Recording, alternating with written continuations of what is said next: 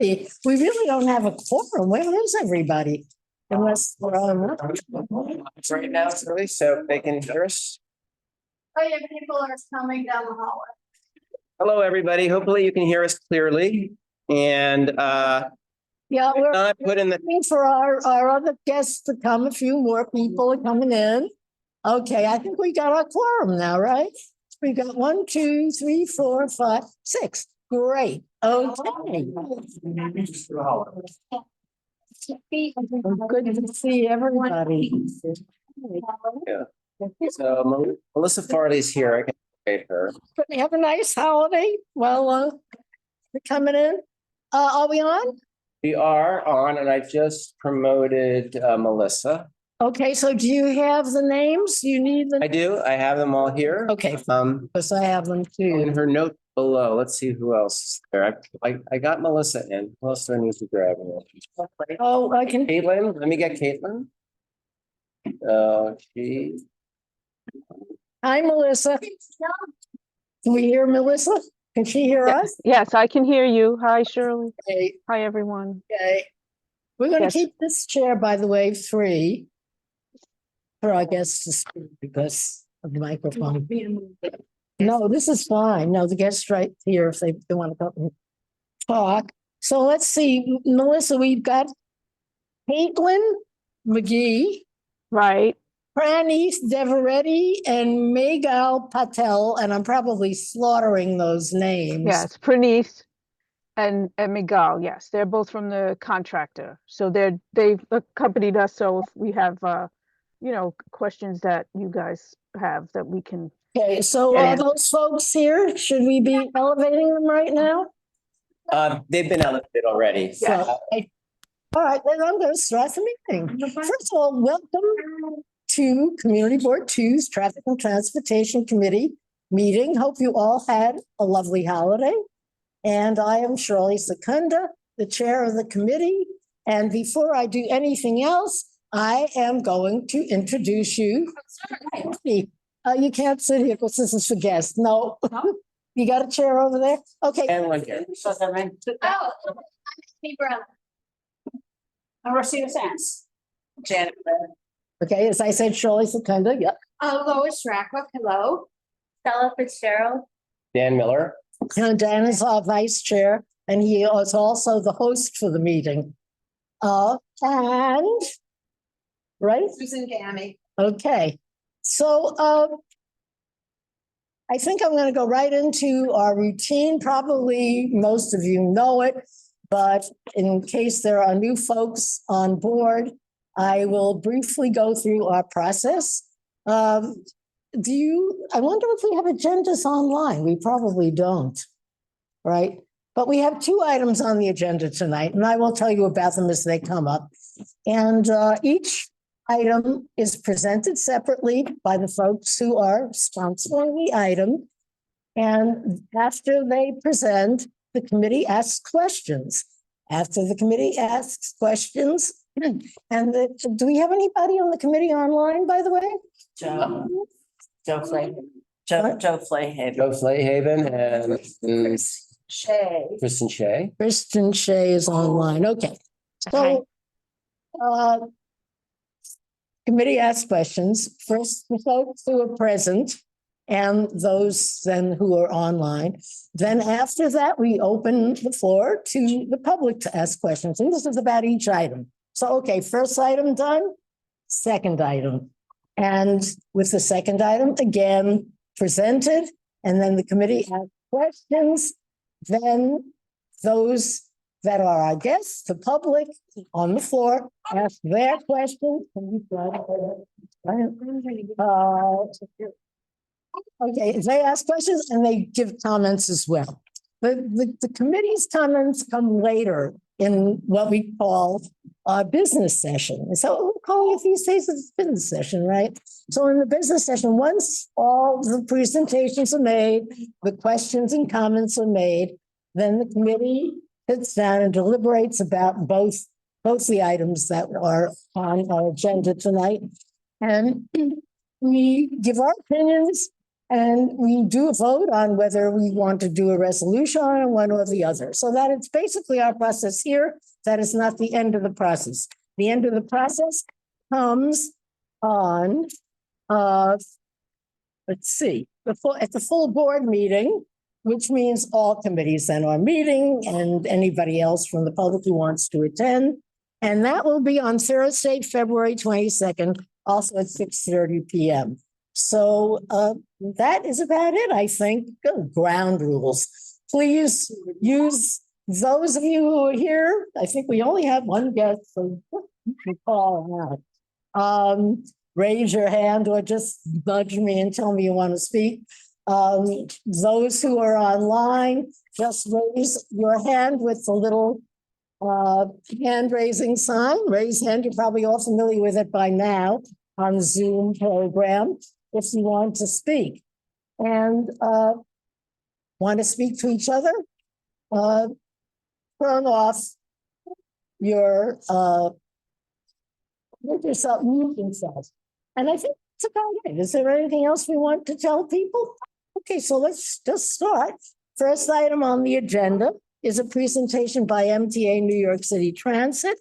And they're doing elevator repairs at the subway stations at West 4th Street, 14th Street and Union Square, and 14th Street and 8th Avenue. So that's 3 different subway stations where repairs are being done, upgrading. So Melissa, do you want to introduce your folks? Sure. So hi, everyone. I'm Melissa Farley from MTA's Government and Community Relations Office, and I'm liaison for transit with Community Board 2 and your elected officials in your district.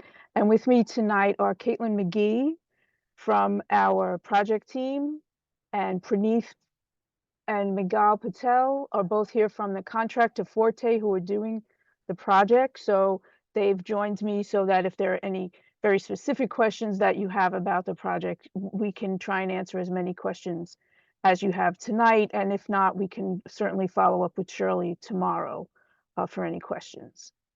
And if you guys, it's not a very lengthy, but there's a lot of information. So I'll get started and share my screen, Shirley, if that's okay.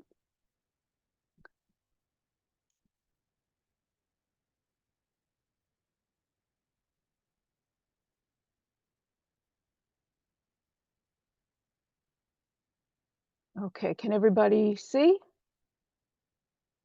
I can't hear you guys, but. We can turn ourselves on mute because there's a distraction, so. Oh, okay, all right, that's all right. I didn't know if you were, if anybody was speaking. All right, so I'll get started if you guys are ready. So as Shirley mentioned, we are here tonight. We were asked to come tonight because we have 3 elevator projects within the Community Board 2 area. One is at West 4th Street Station. We have 4 elevators at 14th Street and Union Square, and then 2 elevators at 14th Street and 8th Avenue that have recently started the replacement process.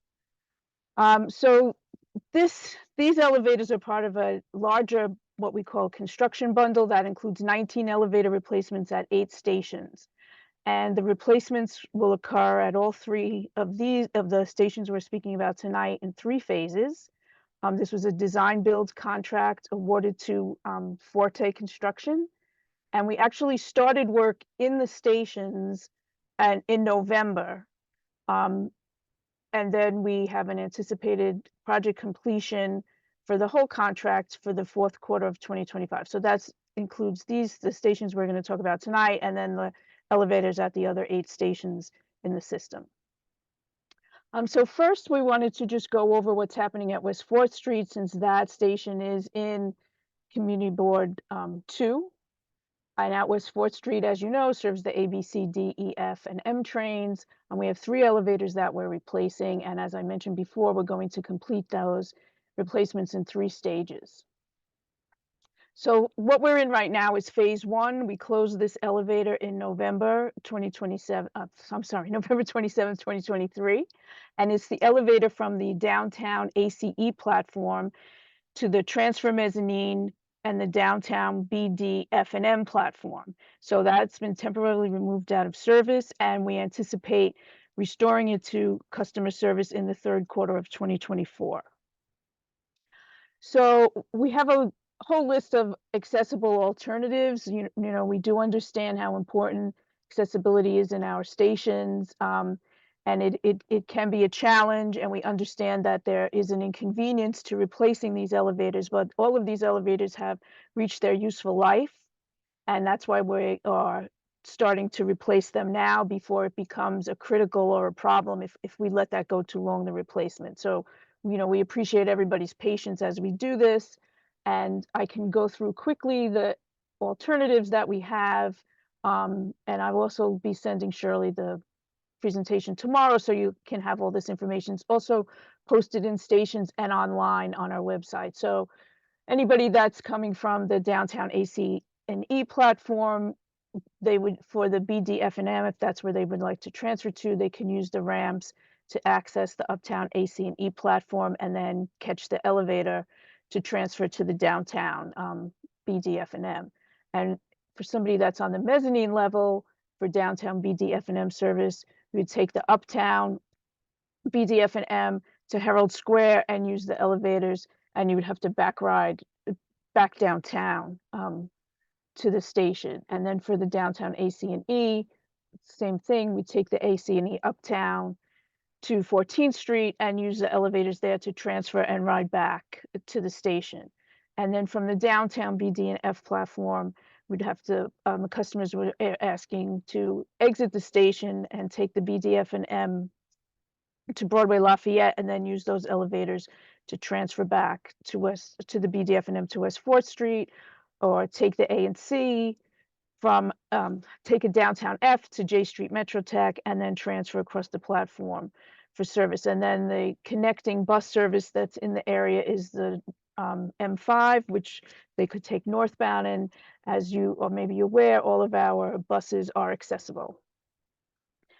And then for this project, we have some street level impact. So while the majority of the work and all of the work is going to be taking place in the station and then eventually at the street level elevator, we do need to have some storage space on the street to be able to accommodate some of our equipment and materials, because we have very limited space in the station. So right now we have a 40-foot staging area that's on the east side of 6th Avenue between West 3rd and West 4th by the basketball courts. And then just this little square here is the street level elevator. And then towards the end of February, we need to take some space here on the west side of 6th Avenue, about a week. We need to mobilize to put a compressor so that we can run hoses from the compressor.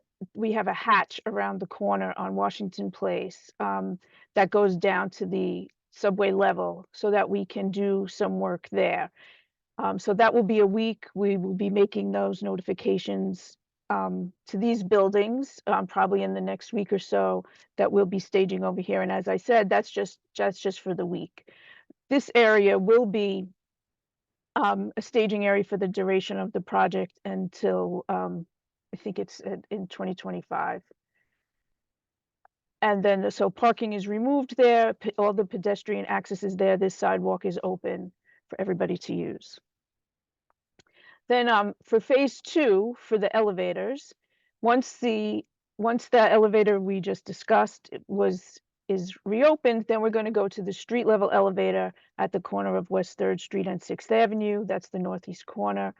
And that elevator goes to the mezzanine for the AC and E service and accesses the BD and F and M service. So that elevator will be replaced. And this elevator will not go out of service until the phase 1 elevator is returned to service. And we anticipate that in the third quarter 2024. Then when the street level elevator is completed, we'll go to phase 3, which is the elevator connecting the uptown AC and E platform to transfer to the mezzanine, and the uptown BD and FM platform, sorry, it's a mouthful, will be replaced. And the same thing here, that elevator will not be taken out of service until the street level elevator is completed, and that we anticipate would be in the first quarter of 2025. And so what people should be seeing in the stations, we've had these signs up since November of last year. There's barricades, the elevator area is barricaded to protect customers and then the equipment in the staging area next to the elevator. And we have messaging and wayfinding, which you can see here, posted around the station and at the barricade that, you know, explains to people what's happening and what their travel alternatives are, which is what I went through on the previous slides. And then, so that's for Schwartz Street. So for 14th Street Union Square, Shirley had asked if we could just go over this because while there, 14th Street Union Square and 14th Street and 8th Avenue, we don't have any staging areas in Community Board 2, but people from Community Board, you know, residents in Community Board 2 would of course be using these stations at 14th Street. So at 14th Street, which as you know serves the 456, the LNQR and W trains, we'll be replacing 4 elevators, also in 3 phases. So right now, the center elevator that services the mezzanine and the uptown NQR and W train platform was temporarily removed out of service in November. And we expect that to be restored to service in the 3rd quarter of 2024. And the alternatives there, we have, you know, to take the downtown R or W to City Hall, and then you would see the agent across the platform and transfer to an up-down R or W to 14th Street Union Square, or there's the option to exit the station and take a westbound M14A or M14D to 14th and 6th and transfer to a northbound M7 or M55 bus to 34th Street Herald Square. From the platform, you would take an NQ or R or W to 34th Street Herald Square, and use elevators there to transfer to the downtown NQ or R to 14th Street Union Square. And then the accessible bus connections, of course, that we have are the M1, M2, the M3, which all travel northbound, and the M14A SBS and the M14D SBS. And then the next steps at Union Square would be a similar phasing. We would go to the elevator from the mezzanine to the downtown NQ and RW to be replaced, and that will come out of service when the phase 1 elevator is returned to service in the 3rd quarter of 2024. And then the last phase would be the elevator from the mezzanine to the L platform, which is both directions, and then the street level elevator that's at the corner of 4th Avenue and 14th Street will be replaced. And the same thing, those elevators will not be taken out of service until the phase 2 elevators are returned to service in the 1st quarter of 2025. And then we'll just move on to 14th Street and 8th Avenue, which serves the ACE and L trains. We're replacing 2 elevators there, and those will be in 2 phases.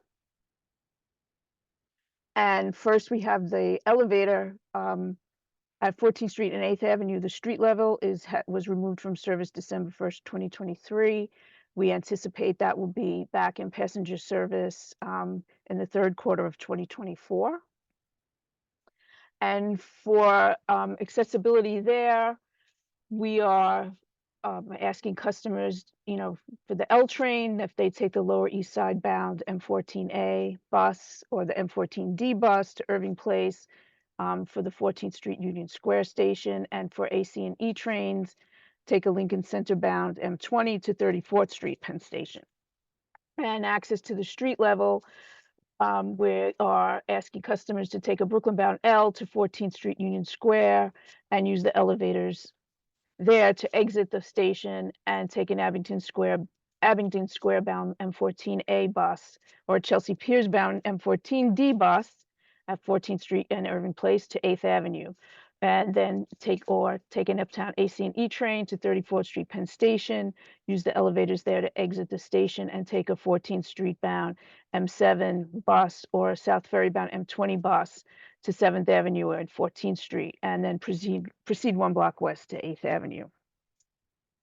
And the next phase there would be that the elevator connecting the mezzanine area to the L platform level will be replaced, and we will not take that out of service until the street level elevator is returned to service in the 3rd quarter of this year. And then I just wanted to bring this to your attention. This this came up when we were getting ready to come for the elevator replacement. So I wanted to make everybody aware of this project that's coming. We have a lot of capital work throughout the MTA, and we are also making escalator replacements. These are escalators also that have reached their useful life, and we have a project to replace several escalators throughout the system. So at West 4th Street, we're going to replace 2 escalators, and this is a separate contract. It's separate from the elevator contract. So beginning next Friday, the escalator from the Uptown BD-F&M platform to the Uptown AC&E platform will be removed from service through fall 2024. When that escalator replacement is finished, we're going to put that back in service, and we're going to take the downtown the escalator from the downtown BD-F&M platform that goes to the downtown AC&E platform will be removed from service to be replaced.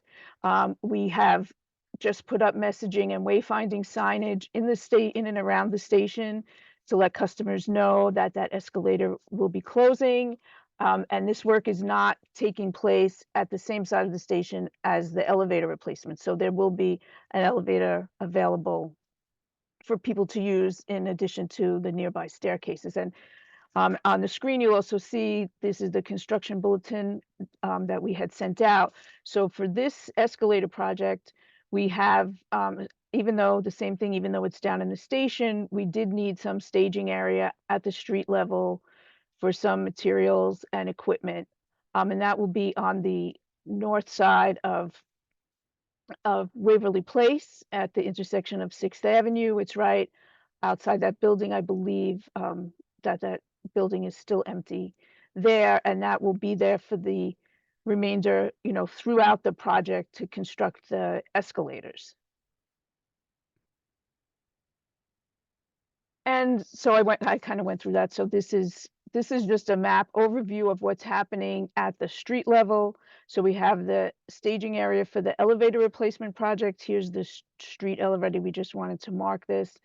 This is the 1 week staging area that we'll need for the compressors so that we can access the subway hatch that's on Washington Place. So that will be a week towards the end of February. I believe we'll start there February 23rd through February 29th, but I'll confirm that and get back to Shirley. And then this area is the staging area for the escalator replacement project. And as we have our DOT permits, we're following all the DOT regulations for signage and traffic maintenance, and all the sidewalks will remain accessible for pedestrian traffic. And then here's our contact information. The project has an email, and there's also a project hotline, 212-430-1520. We also have our contact information for MTA Government and Community Relations. So that's myself and my colleagues, Katerina Paturi and Luke De Palma, can also be called upon or contacted if there are any questions that come up, during the project. And that is our presentation. If there's any questions or comments. Okay, are we on? Okay. Yeah, well, first committee. So maybe we should just start with Amy. Oh. What's that? Where's my screen? Not sharing screen. Oh, there's your screen. Here I am. I just wanted to get back to the beginning in case there's any questions. So committee, should we just go around with questions? And who has questions? Raise your hand if anybody does. I always know Lois, I have questions too, but I always go after the committee. Okay, here you go, Lois. Yes. Oh, yes. To make Thank sure- you. This is for concrete information on West 4th Street elevator, which we in our neighborhood is at West 3rd Street. Right. The west side, the elevator, can you talk about, are you repairing that elevator or are you putting it out of commission? What are you doing for the elevator from the sidewalk down to the level where the turnstiles are? the elevator, the street elevator at West Third Street Yes. down, that is going to be replaced. That will be in. So we're going to, hold on, I just want to pull up that screen.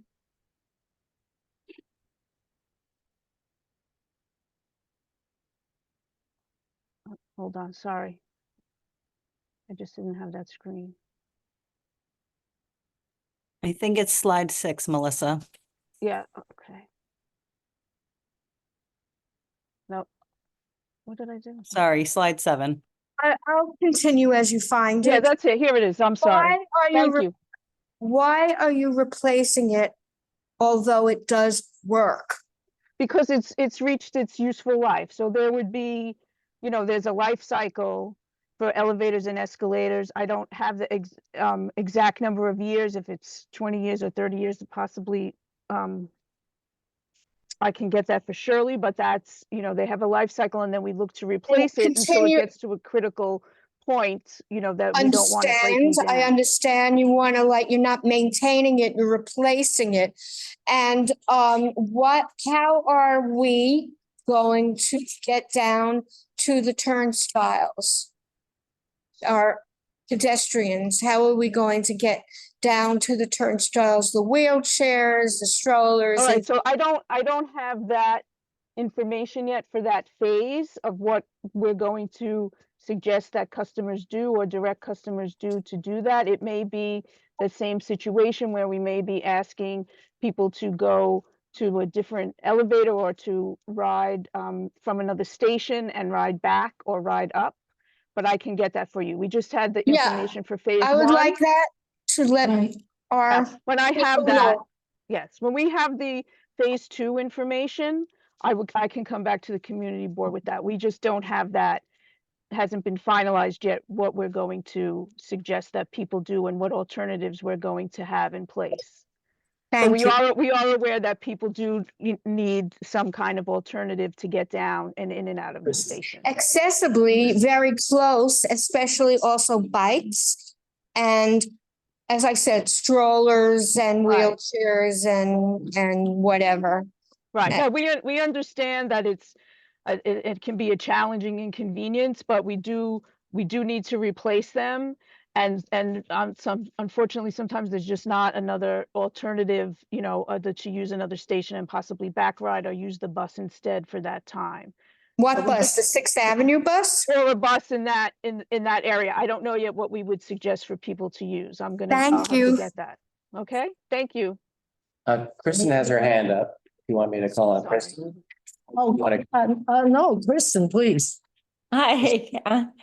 Hi. Yeah, I just wanted to ask a couple of questions around communication. I know you had on your presentation that there would be signs up, and I just kind of wanted to understand sort of, you know, if there's any other types of communication that you might be providing, particularly to, you know, maybe, you know, people who would typically use these services, like people with disabilities or seniors in the area, that if there's any other way to reach them that you plan to do, as well as if there's any plans to have maybe MTA folks position to sort of help people who are, you know, trying to navigate this. You know, it gets very confusing going up and, you know, understanding you have to do this, and I totally appreciate that you need to do this, but it does get confusing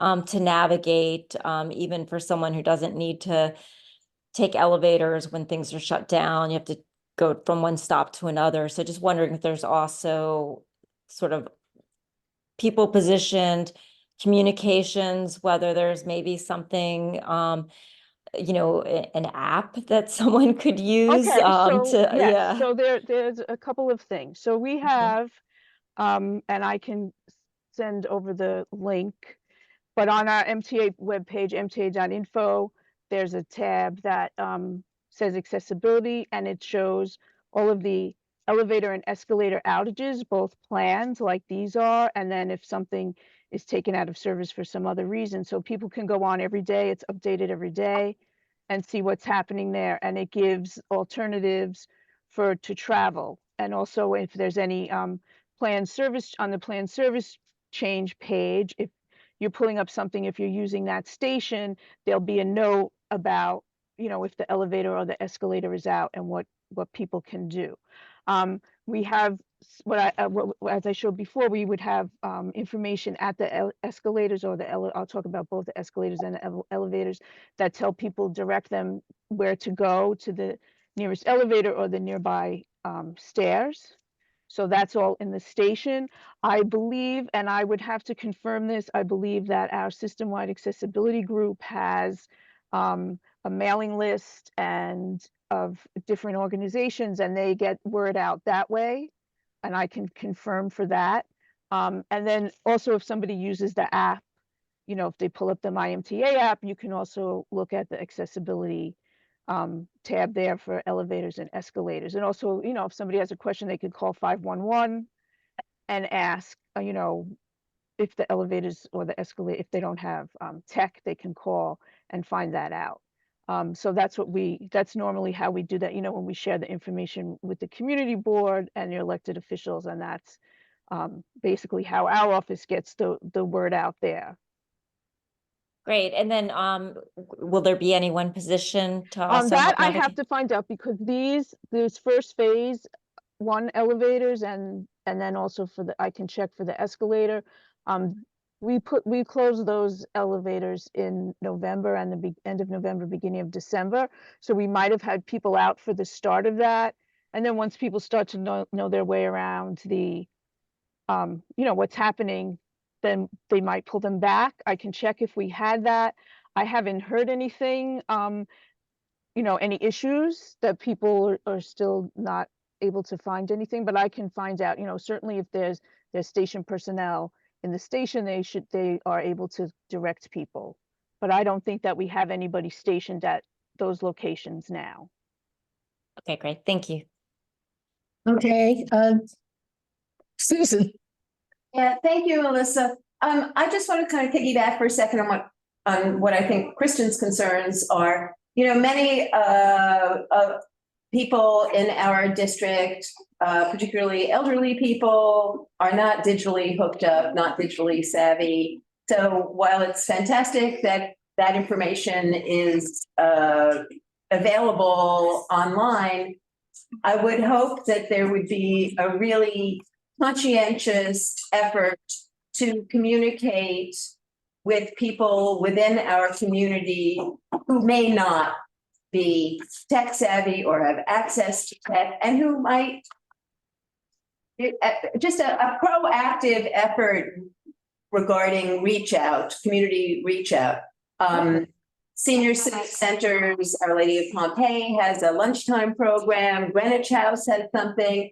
There are various kind of nuclei in the neighborhood where I think if somebody could reach out some way, whether it's written material, whether it's an information session or something, just to kind of assuage the anxiety. Oh, absolutely. Absolutely. We can do that. We probably have some of those contacts, and I can check tomorrow if the community board doesn't mind, and check our list against that, and then we can certainly send some flyers over and some information, you know, if they want to put it out in the centers and that kind of thing. Yeah, so Dan. Just a quick follow-up. Are there signs outside where you're doing the repairs right now? Is it really clear, like the schedule that's posted? So people who are walking by hoping to use it understand the schedule? At 14th and 8th, yes, because that elevator is closed. Caitlin, do we have anything outside the station for at like West 4th Street for what's happening downstairs? On the staging areas? Yeah, or something at the entrance to the station before somebody goes down? I think that on the staging areas, there are just the usual construction signs. If there are any Okay. questions, to call a number. That's a good suggestion, though, if we want to Okay. put something up there to say if when you enter this station, and be prepared for an elevator being replaced. I think that's a good idea. Yeah, we can look into that. That would be terrific. And if you Okay. have a loose schedule like you're providing to us now, so people can anticipate the different phases you're going through. I think more information, very simple language would be awesome. Okay. Thank you. I have a question. Yeah, okay, Rocio. Could you please confirm again, when will all the phases of the elevator project be completed on West Fourth Street? I heard you say third quarter of 2024, and then you said 2025, so I'm not. Right, so the whole project, when all three elevators at West Fourth Street or will be completed, will be, I think, oh, that's the third. It should be, I think it's oh, do we have that in here? I'm sorry.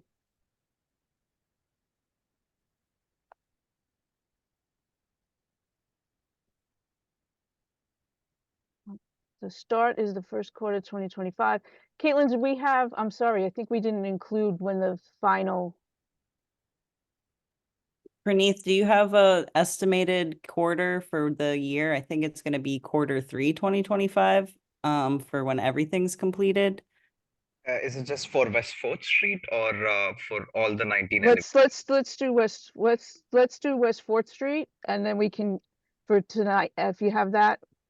It's the third quarter of 2025. Okay, Ellen, so that will be for West Fourth, and then for the other two locations, is that the same?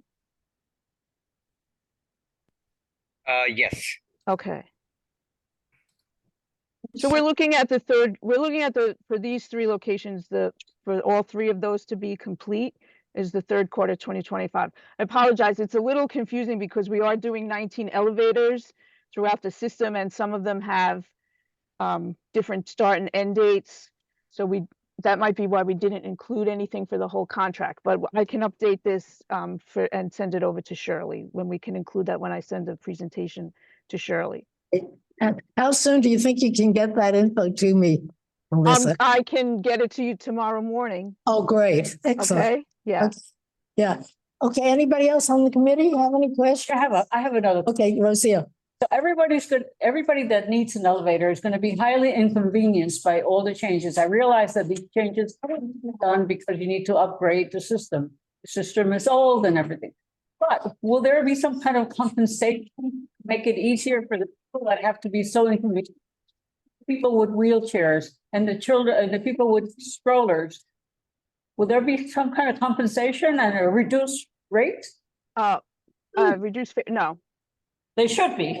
Okay, well, I will certainly bring that suggestion back. But no, we don't typically do that. It's going to add minutes to their commute, whether it be taking the children to school or going to doctor's appointments. It's going to add a lot of time to their commute, and not necessarily only senior citizens. There are a lot of younger people that happen to have handicaps and need wheelchair access, so they should be compensated somehow. I know that right now the MTA is doing a lot to try to have guards, which costs a lot of money because they're losing a lot of money for the people that don't pay their fare. But I think that a compensation or some kind of a reduced fare for someone who qualifies. Rocio, we'll talk more about that during. But they should think about it. But we're just asking questions for now. We'll talk about it, but thank you. Sure. Good idea. Anything else? Any other questions? Yes, Lois. Thank you. Going back to when the West Fourth Street, which we call the West Third Street elevator, and it will be dysfunctional. Will there be a shuttle bus of some sort to take the people that are the wheelchairs and the disabled and the carriages that rely on it? Will there be a shuttle bus to take them to another station that has an elevator? Not as far as I know, but we do not have, that's not something we would typically do, we don't usually operate a shuttle bus in that situation, but I can check, like I said, we don't have the travel alternatives yet for when the phase 2 comes in, when we're going to take that street elevator out, but I will bring that suggestion back to the planning group And say, but like we have the elevator out, you know, at West Fourth, at 14th and 8th, we don't have a shuttle bus there, but we offer other alternatives, you know, that people can take using the subway or nearby bus routes because our buses are all fully accessible. But I will ask about that for you. Thank you. Right, Okay. so Amy first and then Janet. Hi, thank you again, Melissa, and your team for coming. One of our former member, Adam Zeldin, is asking, I think, an interesting question. These new elevators, are they more efficient? Are they better for the environment? Do they control costs? What kind of new technology, I guess, is what we're saying? Yeah. Yeah, Praneeth, do we have any of that? We may have to, I may have to get that for you.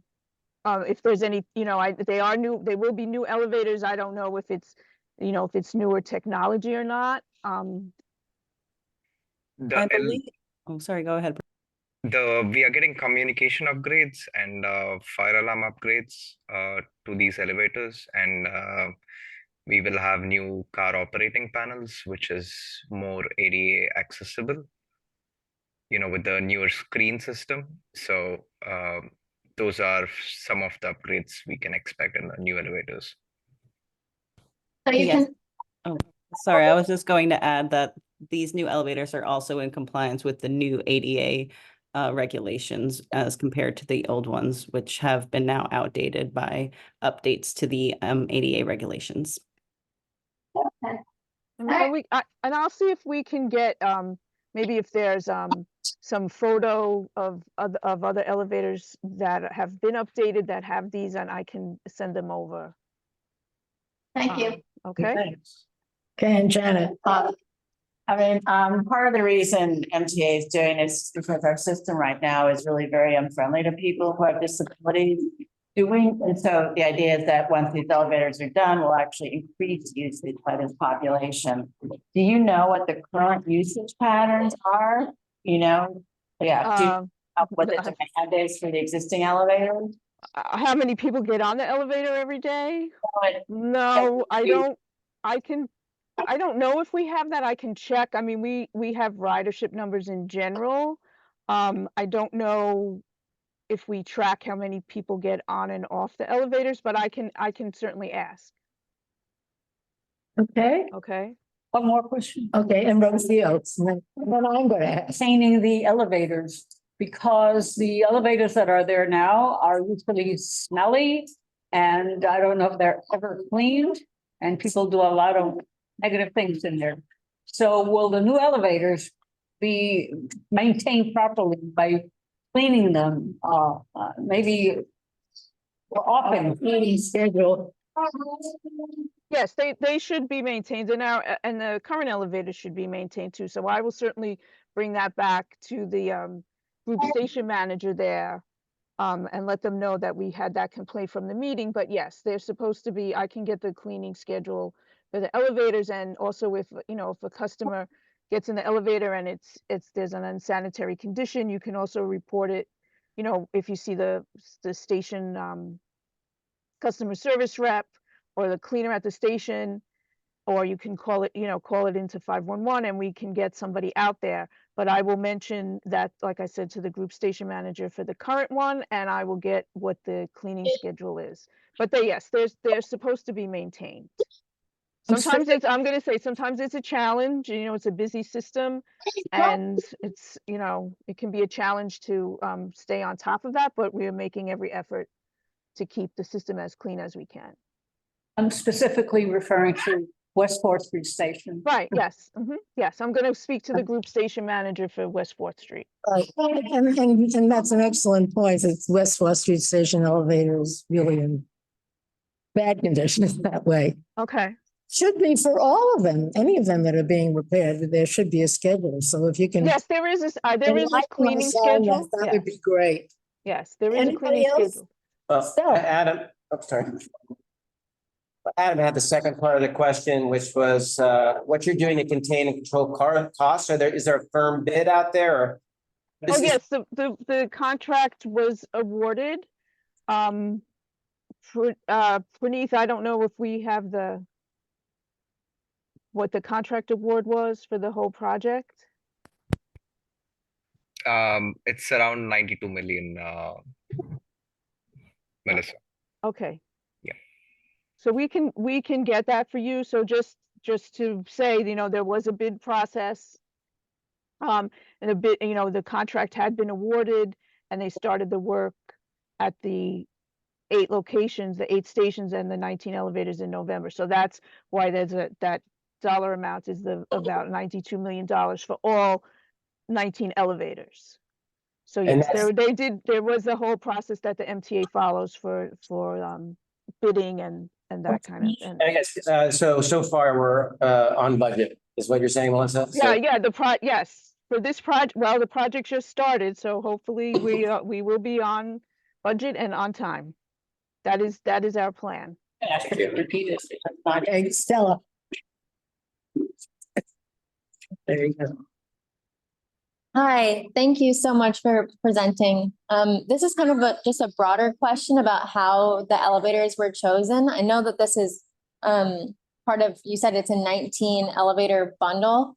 And you mentioned to Lois's question that they're in need of repairs or replacement because they've just reached the end of their life cycle.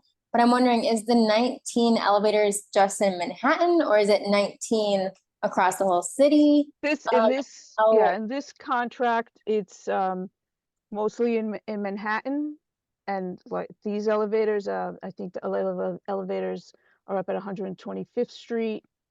I think 107. I can't remember which the other one. I don't cover Upper Manhattan, so I don't have that. But these ones are in Manhattan. So we have other contracts so they're bundled. So we would have other contracts that would be in other boroughs like Brooklyn and Okay. Brooklyn, Queens, and the Bronx. So there's different projects that have that. And then there's, we go through and we inspect and whatever their cycle is and that kind of thing. And then we also try to do the project so it's not so much inconvenience all in one place. I know it seems like there's a lot of work in this area right now with these projects, but we do have a system that we go to, what state they're in, where they are in their useful life, that kind of thing, and how we can also work at, it depends what other work is going on in the system. So we try to plan around that in case we need track outages and that kind of thing. So it's kind of a many pieces when we try to put these, schedule these projects and put them together. Thank you. Okay. Okay, Lois, yes. Okay, Let's now, get this one, please. You heard good. you said that the life of the elevator has had it. But are you repairing the elevator? Let's talk West 3rd Street, West 4th Street elevator. Are you repairing it for maintaining it? Or are you restructuring the elevator? Well, it's an elevator replacement. So Praneeth, could we just go into a little bit about exactly what happens? Sure. Yeah. Yes? So So for this replacement. elevator, we have the elevator shaft and the elevator machine room where we have all the power unit and all the controls placed. So we will be removing the elevator cabs entirely. We will be removing the whole system inside the elevator machine rooms and the shaft. It's a complete replacement, basically. The structure will remain the same on the outside, but everything inside is brand new. Thanks, Praneeth. No problem. What's the life cycle on these new elevators? Probably about I think it's about 20 years. We can get that for you. We can check. Okay. All right. Okay, is anyone else before I just ask my few little questions? Okay, so, I was just wondering about, you talked about all these alternatives, and I just wondered if you had timed how long each of these alternatives take. Because obviously, when you just have the access to the station, all it takes is to go down the escalator or the elevator and get there. So this is going to take people out of their way a lot. And I just wondered if you had some time estimates and how much longer these people will have to allow for. I would say yes, that we would have looked at that. I don't know how much that would come into it because we still want to try to get people where they're going, and possibly if there was something closer, there may not be an alternative close by. So that might be like something like if somebody went and rode, say, the train uptown and then transferred to ride back down so they could access or, access the elevator on the other side. So I can find out how much that factored into the alternatives that we suggest, but we also had to look at what, maybe the closest alternative, that so that we can make everything, an accessible ride for somebody. But we do understand that it's a challenge. I mean, that it's a challenge to do that. And, for everybody, even, people who want to just use the elevator, or if we have to close something else down, we're asking people to maybe back ride or take a bus in any situation. So but I can check for you on that. If we looked at the time, what the time travel was, and if we tried to select the best options for people. Yeah, and also just to inform people of how much longer that trip is going to take. I think Okay. it's important. Okay. And the other question was, I just was a little confused. And Okay. at a certain point, you were saying that certain elevators would be kept until the new ones were in place. I thought I heard, but that wasn't all of them. No, go away. And I just wasn't sure. Is that the case with some? That some will actually be in service until the new ones are absolutely in place? Or did I hear wrong? No, that was right. So we'll say right at West 4th Street. So the one elevator is out now. When that elevator is completely replaced and it'll be put back in service, then we're going to take the street level elevator at West 3rd Street, at the corner of West 3rd Street. We're going to take that out of service. So the two elevators in the station at the platform levels will be in service, but the street level will be out. So there won't be any time that there are 2 or 3 elevators, not all elevators will not be out of service, and there'll never be a time that there's at this station, the 2 elevators out of service. At 14th Street, we have that street, that one at 14th Street in Union Square, we have that one street to the mezzanine level elevator those 2 will be out at the same time. That's the only area, but at the other stations, all the other elevators will be one elevator at a time. I guess I'm still not clear. So in other words, say if we talk about West 3rd Street, the elevator will be out of service while the West 4th Street one is being repaired. Is that what you're saying? As an example. All right. I think maybe the confusion is when I'm saying West 4th Street, I'm talking about the station itself, right? The station. But you guys call the street elevator where it is at West 3rd Street, West 3rd Street. So when we take the street elevator at West 3rd Street out, right? Let's go back here. I just want to see if I can pull that up for you.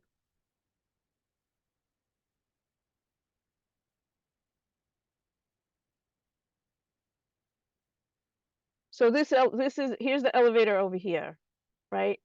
That's the West 3rd Street elevator at the street by the basketball courts. So the 2 elevators that are down in the station, right? We have this one out right now. No, that's 14th and 8th, sorry. We have the elevator out at the platform levels, right? So the street right now, that elevator at the platform level is out of service. It's been out of service since November. When we put that elevator back in service, then we're going to take the street elevator at West 3rd Street out of service. The 2 elevators down in the station will be in customer service. Then when the street elevator is done, then we're going to take the other elevator, the other platform elevator out of service to replace that. Does that make sense? Shirley? I can't hear, oh, yeah, you guys are muted. So even if it were taken out of, even if it were in service, if the platform elevator is in service, it's only going to serve those people who can do the platform elevator. You would still Right, not and yes, and serve this. So Right.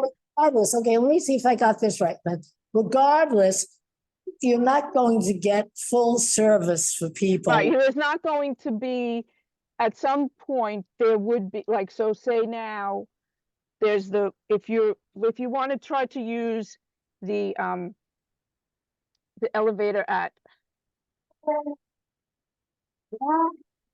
let me pull that up. So, right, the elevator between the downtown AC and E, and that transfers to the mezzanine and the downtown BD F and M. So right now, that elevator is out of service. So the alternative would be, you can come into the station from the street, but if you want to, if you need to, depending on where you're going and what you want to do, you would not be able to use that elevator. You may have to do some of these other things, like you may have to use the ramps and go and use the elevator to transfer, go to the ramps to the AC and E platform and use the elevator there to transfer to the downtown BD F or M.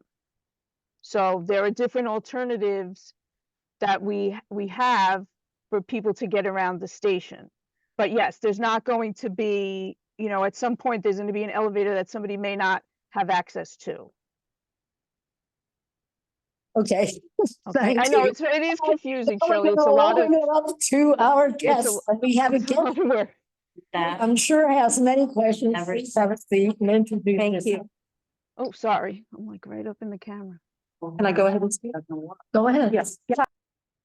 My name is Georgette Fleischer, and I came specifically for this item because my elder daughter goes to school at 15th Street west of 8th Avenue, and we get on at the Broadway Lafayette station. We change at West 4th Street. We take the BDF or M from Broadway Lafayette. You guys are muted again. There we go.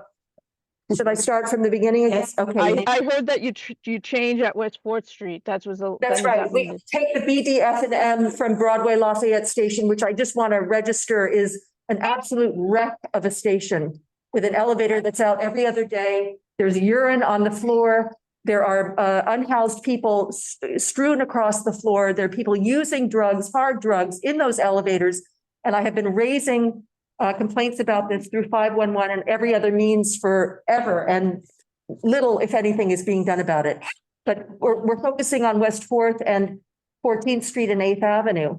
So we take, so I take my kindergartner to school in the morning with my 15-month-old in the stroller, then have to come home. And then at the end of the day, go pick her up with the 15-month-old in the stroller and then come back. So there are 4 trips along where these elevators are being worked on. And I cannot emphasize enough how devastating this inexplicably extended suspension of basic services is for someone like me.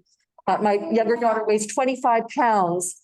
So every time an elevator is out, I am carrying her up and down stairs, which is backbreaking and it's dangerous. There's not enough room on these stairs for the people who need accessibility to get by one another. It's a really dangerous situation. What I'm most concerned about is that the signage that went up at 14th Street and 8th Avenue said that it would be shut down from November till June of 2024. Now you're speaking about third quarter of 2024. I have no idea why it takes a year to repair an elevator. I would also observe that the elevator station there, which was blocked off, pretty much on schedule. I have seen no evidence that any work whatsoever has been done in the last 3 months. Not an iota of evidence. And I'm there every day, multiple times a day. Why have you shut the elevator down months before you actually start the work? I don't think that you understand and appreciate what it's like on the ground for someone who depends on these services. It's absolutely horrendous. And I've gotten no instruction about alternates. You're talking about a ramp? I have no idea what you're talking about with the ramp. What we've been doing is I tested out what would be possible for taking a bus from home to my daughter's school. The only bus that would work for us is the M55, and we would have to leave an hour before my daughter's drop off in order to catch the only M55 that runs in time to get us to school on time. So what we do is I carry my daughter up and down these elevators on the way there. And then going home, we take the M14 bus and then we take the M1 or the M55, which you never mentioned, down Fifth Avenue, the M1, only the one that goes to Grand Street, or the M55, which doubles the length of our trip. And as you know, we've had some cold weather. I've got practically an infant in a stroller freezing out on Fifth Avenue. The service is very choppy. I've had to make a complaint about a bus driver who repeatedly, just out of resentment towards us, simply will not stop at 13th Street and Fifth Avenue to pick us up. I just don't feel, there just seems to be a real disconnect here. I do not understand why it would take a year to repair an elevator. How can it take a year? Well, it's an elevator replacement. So as Praneeth But they're mentioned, not working on it. They're not working on it now. Praneeth, can you address what's happening at 14th and 8th? Sure, Melissa. So 14th and 8th, currently the entire elevator is demolished. So there's some reasons why you might not be able to see what's going on inside, because first we have barricades built up and we try to be as quiet as possible, and so at this point, the status is the old elevator has been completely demolished, and we are working on the installation part right now. There is work going on. I mean, it's not, and it does take some time. It's just, it's the nature of trying to get that in and work in the subway. But Ms. Fleischer, if I can, my contact information is in the presentation, and Shirley has it. If you want to contact me tomorrow, because I just want to go over some of the things that you mentioned about the traveling and the signage that you've seen or not seen, and see if we can mitigate some of those issues. And then I will also speak with the group station manager for Broadway Lafayette about those conditions. So if you want to do that, I'm happy to speak with you outside the meeting and see if we can see what we can figure out for your trip and your commute. Why was it predicted that it would be done in June and now you're pushing it further back? Why is that? There's really no answer, Georgette. Well, yeah, Do you I mean, want I think they had, so June 20, it's June Well, 2024, we have to third move on. quarter. Sorry, but yeah, look, we can get you the information, or she has it on the screen. If you'd like to contact her, then do. She's willing to give you answers, but we really do have to. Yes, we can't do anything in this committee meeting, but we heard loud and clear, and we'll definitely make a note of it. And I'm sorry, I can't hear. Yes, the contact information right there. I can't see it because I don't have my glasses on. Farley at NYC. Thank you. Okay, so you're writing from Georgia. Okay. Is there anybody waiting online, Dan? There's no hands up online that I see. Let's see if there's anybody has a question. Does anybody want to raise their hand? Yes, I'd like to ask a question. So, I got Valerie, who's a board member. Okay, we've got a board member. Hi, I don't know if you're calling for the public yet or not, but I saw that Laura Tenenbaum had put in the chat that she had a question. So I just wanted to raise that to the committee. Yes, we just made that comment. We're just about to call on her, but thank you. Okay, great. Thanks, Val. To allow you to talk, you have the floor. Yeah, I don't think she has. Hi, I don't know if this is working. Can you hear me? Yes, you can. Hear you perfectly. Because You hear us? It's gone bizarre. It's a little bit grayed out here for me on that section of it. I want to point out, you had the section that just before where it said access alternatives, and you had indicated the M5 bus is an alternative. M5 bus starts at 42nd Street. Okay. It's the M55, but there's a problem with the M55, as Georgette said. But another problem with the M55 is that it runs about very slowly. what is it, 15 minutes, 20 minutes Longer. apart. That's not gonna work if that's gonna be the alternative. You're gonna have, there's a possible way of increasing the number of buses that come through that area. That would be helpful. Okay, I will bring that back to the, as I said, our planning group goes out and looks at to see what what alternatives we can offer while the work is being done. So I will go back to them with these concerns about the, the suggestion for the M5 and the M55. Yeah, Thank you because, for, yeah, I'm close to where Georgette lives. okay, The closest, we're sort of a bus desert in some ways. It's a long walk between Lafayette Street, where the M2 runs every 20 odd minutes or half an hour or so, or M1, I'm sorry, M1. And 6th Avenue, which is the next one over that goes uptown. We don't have Okay. anything uptown between that. And it's difficult for us to get around when the subways are doing this. But I do have a question about West Fourth too. You had said there was going to be a staging area outside. And I was Yes. wondering whether the work is done during the day or is that at night? It's, Bernice, and you can correct me if I'm wrong, but the majority of the work is regular work hours, 7 to 3 weekdays. Yes, you're correct, Melissa. Yes, there may Okay. be there may be a time when there may have to be some weekend work. And we of course would let the community board know if anything like that is coming up. But the majority of the work is planned for the work days. Okay, thank you. Is it possible to put your contact information in the chat? Sure, Thank you. And that's it. Thank you so much. you're welcome. Thank Oh, you. quick question. Thank you. I'm sorry, one other question, and this is in a way not related, but there's a substation on my block and it's often filthy, and I no longer have the contact at MTA that I used to call and say, guys, could you come clean it up? Are you the person? Sure. Which substation? It's on Broome Street between Lafayette and Crosby. Okay, I think we really have to move on. Is there anyone else online? I guess that would like to speak or ask questions or whatever. Comment, questions? Okay. Great. He Okay, just made a comment, but I think there's no question. okay, so I think we will move on then. Okay. All right. Thank you. Thank you very much. NYCT, thanks, Melissa. We'll be in touch. Thank you, Shirley. I'll get it over to you, and I'm gonna just Okay. put the contact in the chat now, okay? Yes, please do. Thank We're looking for, you. Colin Brown, is it Colin? yeah, let's see Colin. Oh, there he is. Hi, can everyone hear me all right? And we can see Thank you you. as well, Colin. Great, hi. Okay, so Colin Brown is senior planner from Sam Schwartz Company, famous engineering company, traffic engineering. And he's here. Without further ado, I'm just going to introduce him. He's going to tell us about daylighting.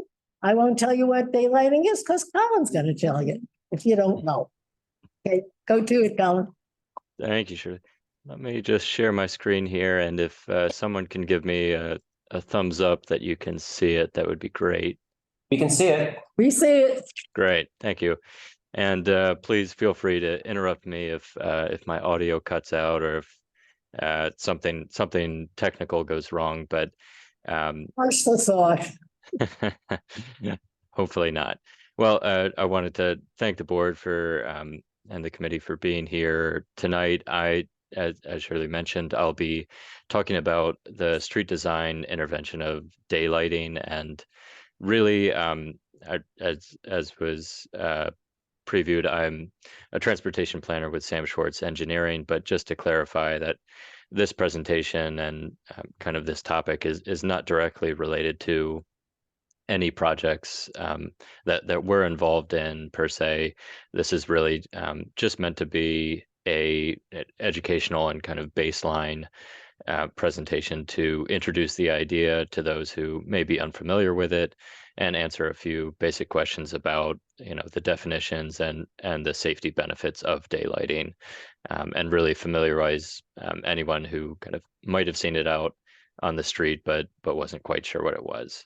So I'll go through this presentation in hopefully about 10 minutes, keep it very concise, and then open it up for discussion. And I'm happy to answer any questions that folks might have, or go back to slides if there are, a need to go into more detail on any of them. So just to give a background and put some definitions to daylighting, daylighting is first and foremost a street design measure that we use within urban planning to really highlight the visibility of pedestrians at crosswalks. This can be done at other areas outside of intersections, but you will primarily see it at crosswalks because that is where we see the most pedestrian activity, especially here in New York, as I'm sure everyone is aware. And the other element to this is that daylighting is removing visual obstacles. So anything that might be a visual impairment to seeing pedestrians waiting at the crosswalk or at corners. And a little bit of context about daylighting in terms of New York State and New York City. So New York State has a law that prohibits vehicles parking within 20 feet of crosswalks. However, that law does have an exception to it for cities of more than 1 million. So New York is exempt from that. And consequently, New York City law only prohibits parking directly within crosswalks. So a little bit of a disconnect there. And we can discuss that more as we get into this. So just looking at a snapshot on the right, what we're seeing here is crashes in terms of relative scale in 2023 for some areas in CB2.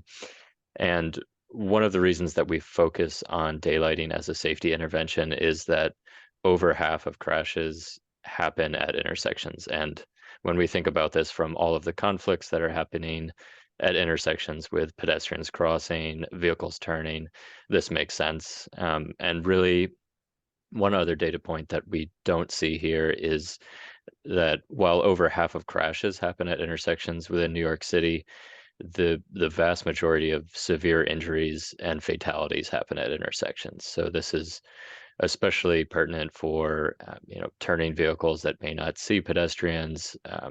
We of course have speeding vehicles that may run red lights and run into conflicts. So this is something that's especially important to focus on because this is where we see the majority of the severe injuries and fatalities. To kind of back up into the larger context, the U.S. Department of Transportation uses a safe systems approach in their general guidelines for designing streets and safe traffic control measures. And it has 5 initial components to it. The first being that death and serious injury are not acceptable from the outset. And these are compatible also with New York City's Vision Zero guidelines. The second is that while we would like to think that we can design out mistakes, we recognize that they will happen. So the goal of design is to minimize the harm that comes from those mistakes. And then we always want to design for the most at-risk and vulnerable users for our streets. So thinking about potentially anyone using a mobility device, pushing a stroller, anyone with mobility challenges, senior citizens, children. This is always the group writ large that we'd like to focus on the most because they are inherently in the most danger when they're using streets. And then the final 2 key elements of this are that street safety should be proactive. We don't want to be reactive in terms of always being behind and responding to crashes and serious injuries. And then finally, redundancy is a key element. So if one system fails or one design measure fails, we want to have a backup in place so that it can, again, minimize that damage. So on the right, we're looking at a typical New York City intersection condition. As you're approaching it as a driver, you can see a very narrow field of vision as you're approaching that crosswalk. And I'd highlight also that what you see here with the vehicles parked closest to the crosswalk, it is, I think everyone would agree, a fairly typical condition in New York City.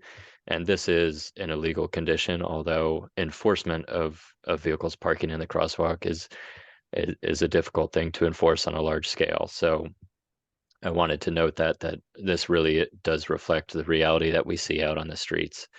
Even though this condition, these two vehicles here, are illegal according to New York City law. So looking at some of the benefits of daylighting, when we implement a potential measure at an intersection, and this can be implemented on one side of an intersection or at all four corners of an intersection, and kind of the measure of success and benefit that we see is directly proportional to the amount of daylighting that occurs. So some of the benefits that we see, primarily I mentioned before, the visibility of pedestrians to drivers, but it also goes the other way. So pedestrians waiting at crosswalks are able to see oncoming vehicles much easier and be aware of those surroundings. A third thing that happens is it shortens the crossing distance. So if I just go back to this slide, you can see that the waiting area becomes closer and the actual crossing distance shortens. So this is something that we think about in terms of, again, the most vulnerable road users, shortening that crossing distance, which translates to a shorter crossing time, is something that is key to reducing crashes and serious injuries. Then ADA accessibility is another measure. With these daylighting designs, something that is kind of a secondary benefit that we really think is important is providing that accessibility and freeing up what would traditionally be the pedestrian ramp right at the curb.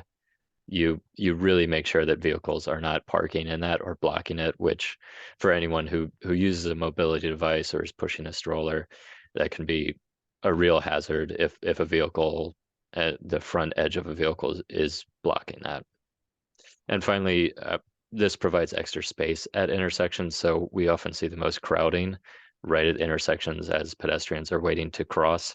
This gives them a little bit extra room to wait and really reduces some of that uncomfortability and conflict that we see.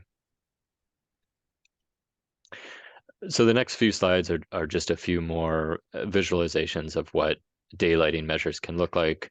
You see here a more permanent build out with some bioswales, permanent curb extensions, and then accessible ramps.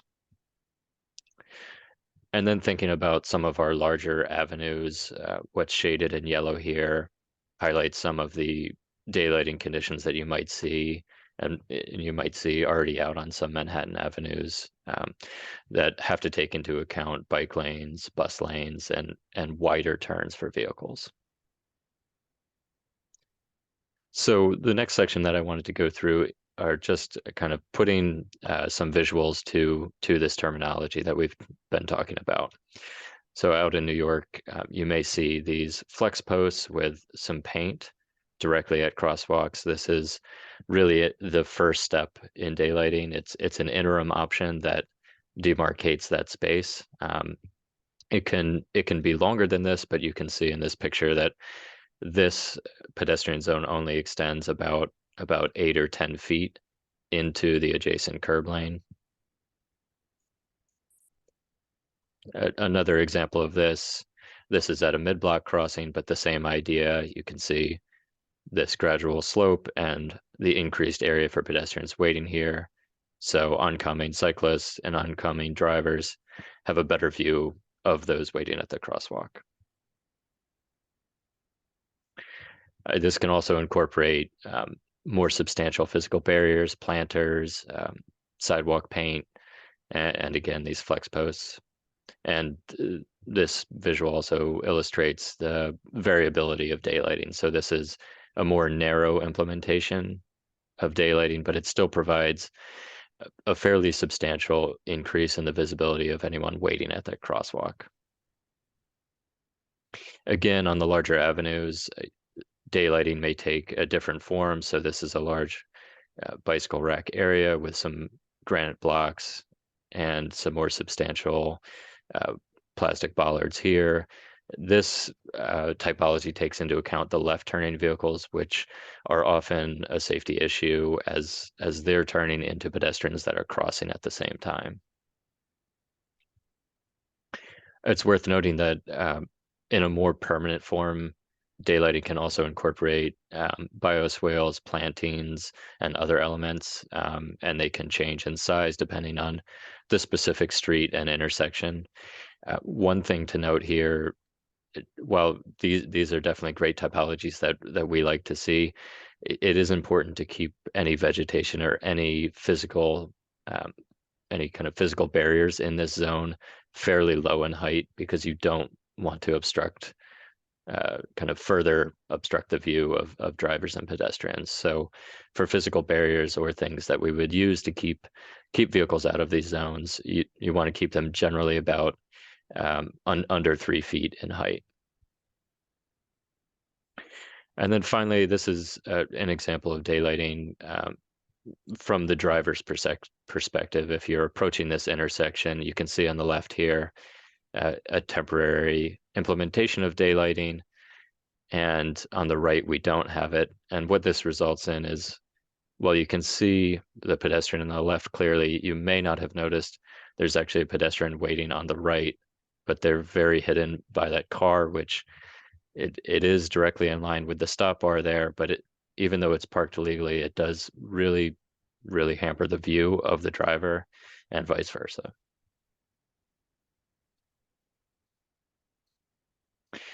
So finally, some other precedents. A city that's been in the news lately in planning circles has been Hoboken, which recently celebrated 7 years without a pedestrian death on their streets. It's certainly a smaller sample size. I think in population about roughly equivalent to East Village, but with much fewer commercial avenues with heavy traffic. But what they have done has been very impressive, and they've seen a substantial reduction in overall crashes as well. So they've taken interim options and really deployed them aggressively throughout their downtown area. And you can see that they take slightly different form from the typical New York City toolkit that you might see out on the street, but more or less the same general idea. And in a more permanent fashion, again, we see some bioswales and some permanent curb extensions here. So the final element of this is the implementation. I mentioned before this kind of interim standard of some epoxy paint, flex bollards, potentially planters or granite blocks. And really the key here is some form of physical barrier that keeps vehicles from parking on this area and keeps it free for pedestrians. And the benefit of this is that these measures can be done at relatively low cost and relatively quickly, usually in coordination with street regradings and other maintenance upgrades that are happening at streets. And moving on to the permanent or more long-term build out, we see fully extended curbs at the intersection, and they can be done again either on one side of the intersection or at both corners, going all the way around a typical 4-leg intersection. This is more costly, but something that's typically done in coordination with capital projects and other major upgrades.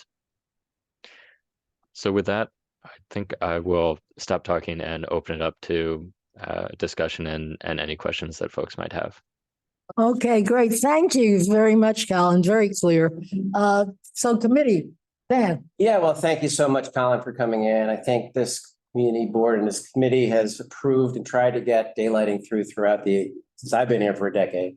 So applaud you for it. And also we don't often see the two sides of the road, but I know that in some areas, what I liked about the Hoboken pictures is they have the bollards in the middle, because here in downtown Manhattan, you have the delivery trucks often using those pedestrian zones, stopping and using it, but they wouldn't be able to do it if the bollards were in the middle. And I like that design. I guess it's a comment, but I hope you can tell me more about, I guess, the permanent ones that you're showing us no one's able to actually move on and park on there. So actually that would be our goal, I would imagine, is for a more permanent structure. But if you could talk a little bit more about the issues you've seen with using areas as parking and how to mitigate that from happening. Yeah, I think that's an important point. The physical barriers of some sort are really the key. I think we've probably all seen the flex posts that, you know, after a winter of being out there or being driven over have wilted and are no longer effective. So we would really kind of strongly advise something more substantial than those. They're a good interim measure, but something like a planter that is more substantial is a more effective measure for keeping vehicles and as you mentioned, trucks from parking on them. I think that's the other key consideration. We're definitely concerned about vehicles, but trucks, because of their height and the lack of visibility around them, can really cause visibility issues at crosswalks. And I think as everyone would probably agree, that the rise in the delivery throughout the city is something that the city as a whole is struggling with, and that's something that's very effective or very important to consider in terms of these zones for pedestrian safety. And one follow-up, And that is daylighting, we know protects the pedestrians. We often hear on the community board a fear of cyclists. Can you tell me, is the daylighting help safety when it comes to cyclists and pedestrians? How does it help with the viewpoints so that cyclists actually see pedestrians? Yeah, I think it similarly opens up the visibility for cyclists.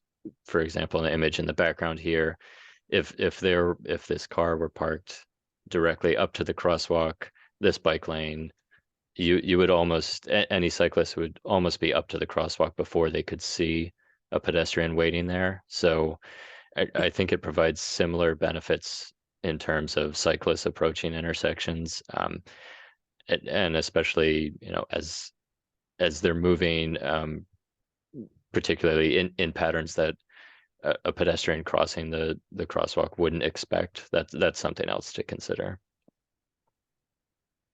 Okay, Jen. Yeah, I mean, it was in the chat, and I'm not sure you can answer this question, but do you have any insights as to why DOT is loath to use proper bollards? Steel bollards?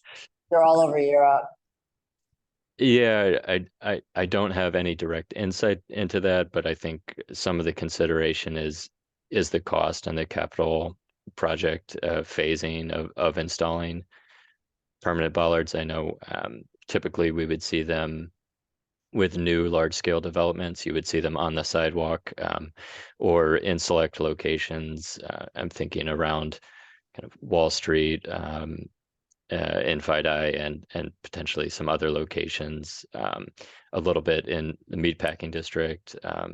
But in terms of deploying them on a large scale throughout in the actual roadbed, I'm not aware of too many examples of that. And I think it's mostly down to a cost and capital project kind of pipeline, I would say, issue there. Okay, Stella and then Lois. Hi, Colin. Thanks for presenting tonight. Can you hear her okay? Can you hear me? Let me give you this. Give that. Thanks. Can you hear me better now? Yes, I can hear you. Okay, great. I think, so I'm in support of daylighting, but I'm a little bit questioning why we would want the curb extenders if they're painted or if they're permanent. I guess I just don't understand why we would want people to stand closer to the moving lane, like encourage people to move closer to the moving lane. And when you showed one of the pictures of the curb extender right up against the bike lane, that made me even more hesitant to think that that's a good idea. I mean, people already stand beyond the curb, which it happens. I don't think that's a good thing though. And so then this would further encourage people to go even further beyond the curb, with less of a buffer between them and the moving cars and the moving bikes. So how do you think about that? Good question. Yeah, I think it's a good point that you are getting closer to moving vehicles or bikes. And I think it's contingent on having those physical barriers in the zone. So if it's just a painted zone, it's not a substantial barrier to any of those vehicles crossing into that zone. So you really do need those physical barriers to really clearly define the area, but also protect it in case a vehicle does come into that zone. I think maybe one other point to that question, these zones would, I think you could still stay at the curb line with these zones. Whether people will do that or not, I think the natural tendency of most pedestrians in New York is to get as close as they can, which goes to the earlier point about some of the crowding. But you certainly still have the option to stay at the curb if you don't feel comfortable moving out closer. But it does provide a little bit more breathing room, especially at some of the intersections that are particularly crowded. That's something that we keep in mind, is that there's that pressure of the crowding at the sidewalk is often something that's very uncomfortable and sometimes unsafe. So as much extra space as we provide, that is really what we're looking to do. But to answer your first question, I think it's really about having those physical barriers there. Right. And you're talking about physical barriers to the side of where the pedestrians would be standing. Yeah, exterior of it. Exactly. See if I can find a good example here. So in this example, you can see the planter kind of right at the edge here, and that's kind of the typology that DOT has used up to this point. There's a few different variations of this, some of them with other granite blocks or bike racks or something else that prevents vehicles from entering that zone.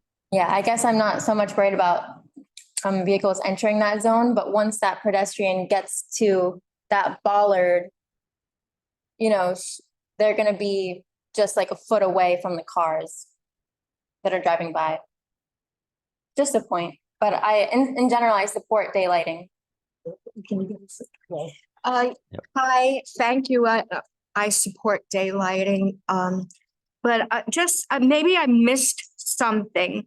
I would like to know how the daylighting designation will be marked, especially seen in the dark or at night when there's no street light there. Is there a neon colors or is there day glow paint, particularly for people that have poor vision? Yes, so there would be, in this example, the paint that DOT uses here is reflective paint, and any measures that are vertical barriers would also include reflective materials on the end. So you can see the silver on these flex posts. That's all reflective material, and I believe they also use reflective material for some of the more substantial elements that they put in these zones. So it would not have its own light source, but typically all of the elements included in it would be reflective so that they're more visible at night. But reflective, you need a light to reflect it. And if there's no lamppost, how does it get reflected?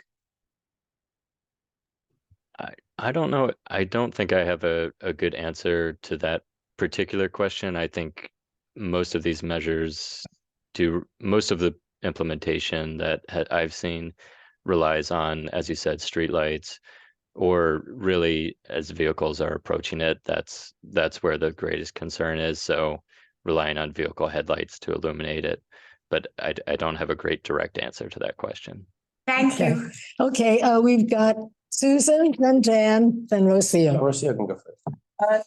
Susan, for Yeah, I think this is very exciting and, but I just want to underscore the importance to whatever degree it can be, pushed here of, the importance of physical barriers in a neighborhood, within our district especially, because the competition for every square inch here is so fierce. And the lack of enforcement of all kinds of regulation is so lax that I think that the physical barriers are like a critical part of success of this plan.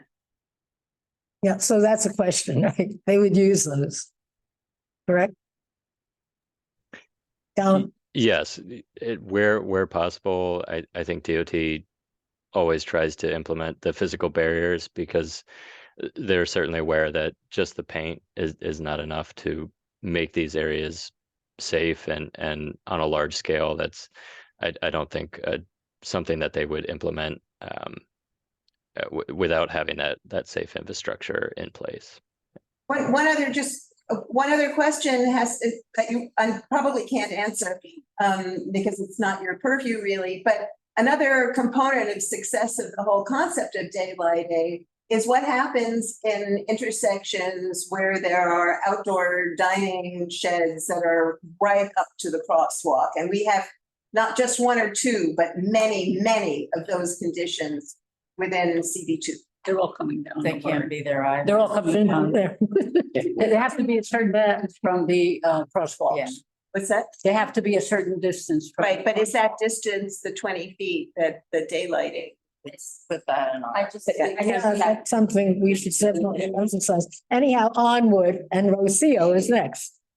So I have 3 questions. The first one is, how many crosswalks in New York City, in Manhattan, basically, are you considering implementing and designing daylighting for? Well, he's not. He's not.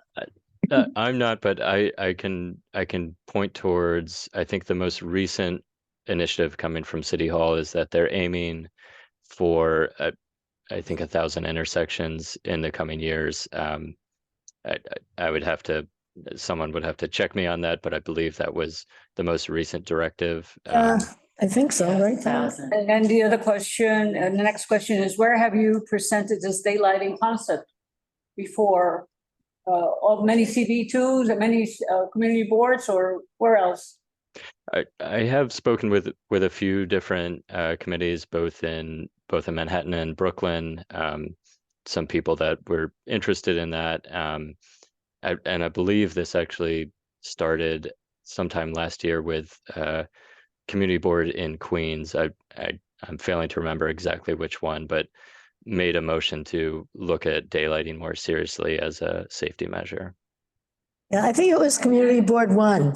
And then Just for your information. Yeah, and also passed a strong resolution. Okay, and then, And the last question is, oh, you have a third question, right? was Sam Schwartz company involved in the design of the daylighting in Hoboken?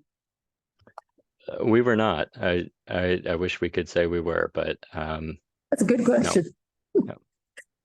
Interesting. I would maybe just add to that point that this is a daylighting writ large is it's generally accepted within urban planning as a best practice for safety. So this concept comes from, it starts with US Department of Transportation and filters down through Vision Zero programs that are at the state and then city level. So this is a widely accepted design standard that is used throughout the country, and different cities, Hoboken being a great example, implement it in different ways.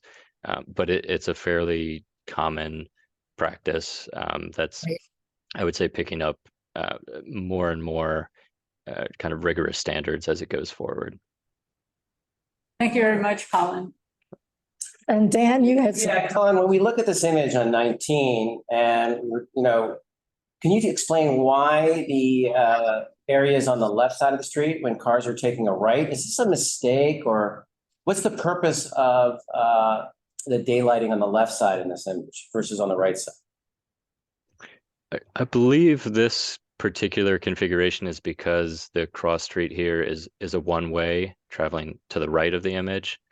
And so there's less room to implement as vehicles would be turning right from this street.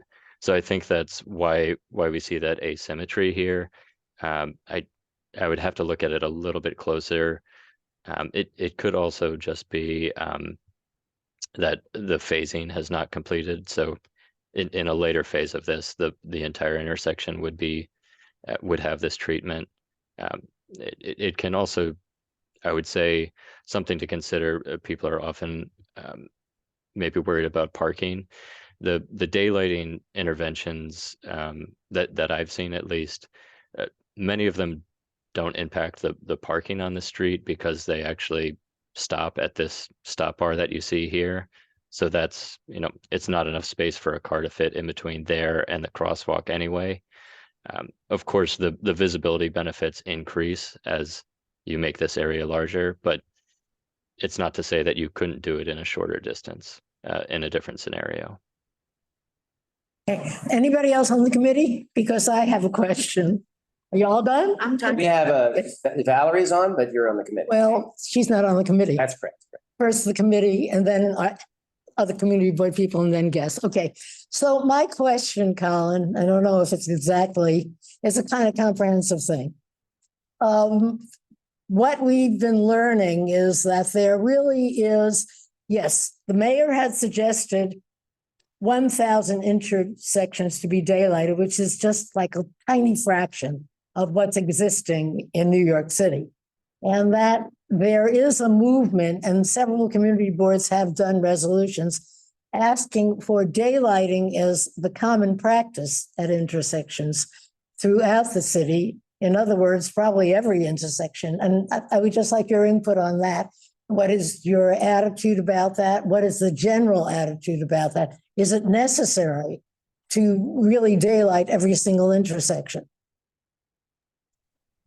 I'd be hesitant to take any firm policy stance here, but just from an objective safety perspective, I think you see the safety benefits increase in coordination with the number of intersections that receive that treatment. Certainly, I believe some of the community boards within their transportation committees are looking at identifying their most problematic intersections using kind of publicly available crash data. Certainly, probably, I'm sure within CB2, there are certain intersections, certain roadways that account for a larger share of crashes, and that community members know anecdotally are more dangerous or feel more dangerous. So that's maybe one potential starting point. Just in terms of thinking about DOT rollout and how the funding for this might go forward. I think the other thing to mention is that it will be dependent on kind of City Hall as well as DOT, some of their other projects. And something about this that I mentioned before was the low cost of the interim options. In terms of the safety benefits, I've seen in other cities anywhere from 15 to 40% reduction in crashes at intersections after they've had these measures put forward. So it's something to consider, but it does need to go hand in hand with some of those regular street maintenance and regrading operations, because that's really the time when DOT would be kind of most easily able to implement those interim operations first, and maybe look at them, test them out, and look for permanent solutions in the future. Right. Okay. Anybody else on the committee? We should go to Valerie. Hi, Valerie. Hi, thanks so much. Colin, I've heard so many good things about this presentation, so I'm really glad to be able to hear it. But my question really is for, I know a lot of questions are being directed to you and giving the presentation, but my question here is really for Shirley and Dan, and trying to understand, is this some sort of, and I'm really glad we're having the conversation about daylighting because it crosses over so many different committees on our board.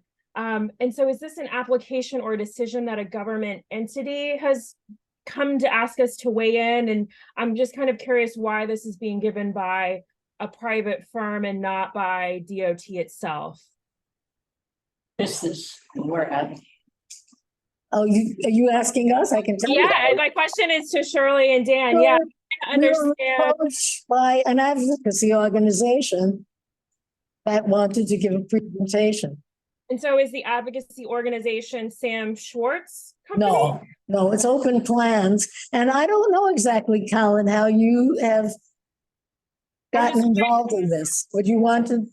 I mean, daylighting is a very fantastic topic. I'm really glad we're having the conversation. I'm just trying to understand the transparency of how this came about and why we're listening to a private company. No disrespect at all, Colin. It's a fantastic presentation. I learned a lot, but I'm trying to understand why we're having a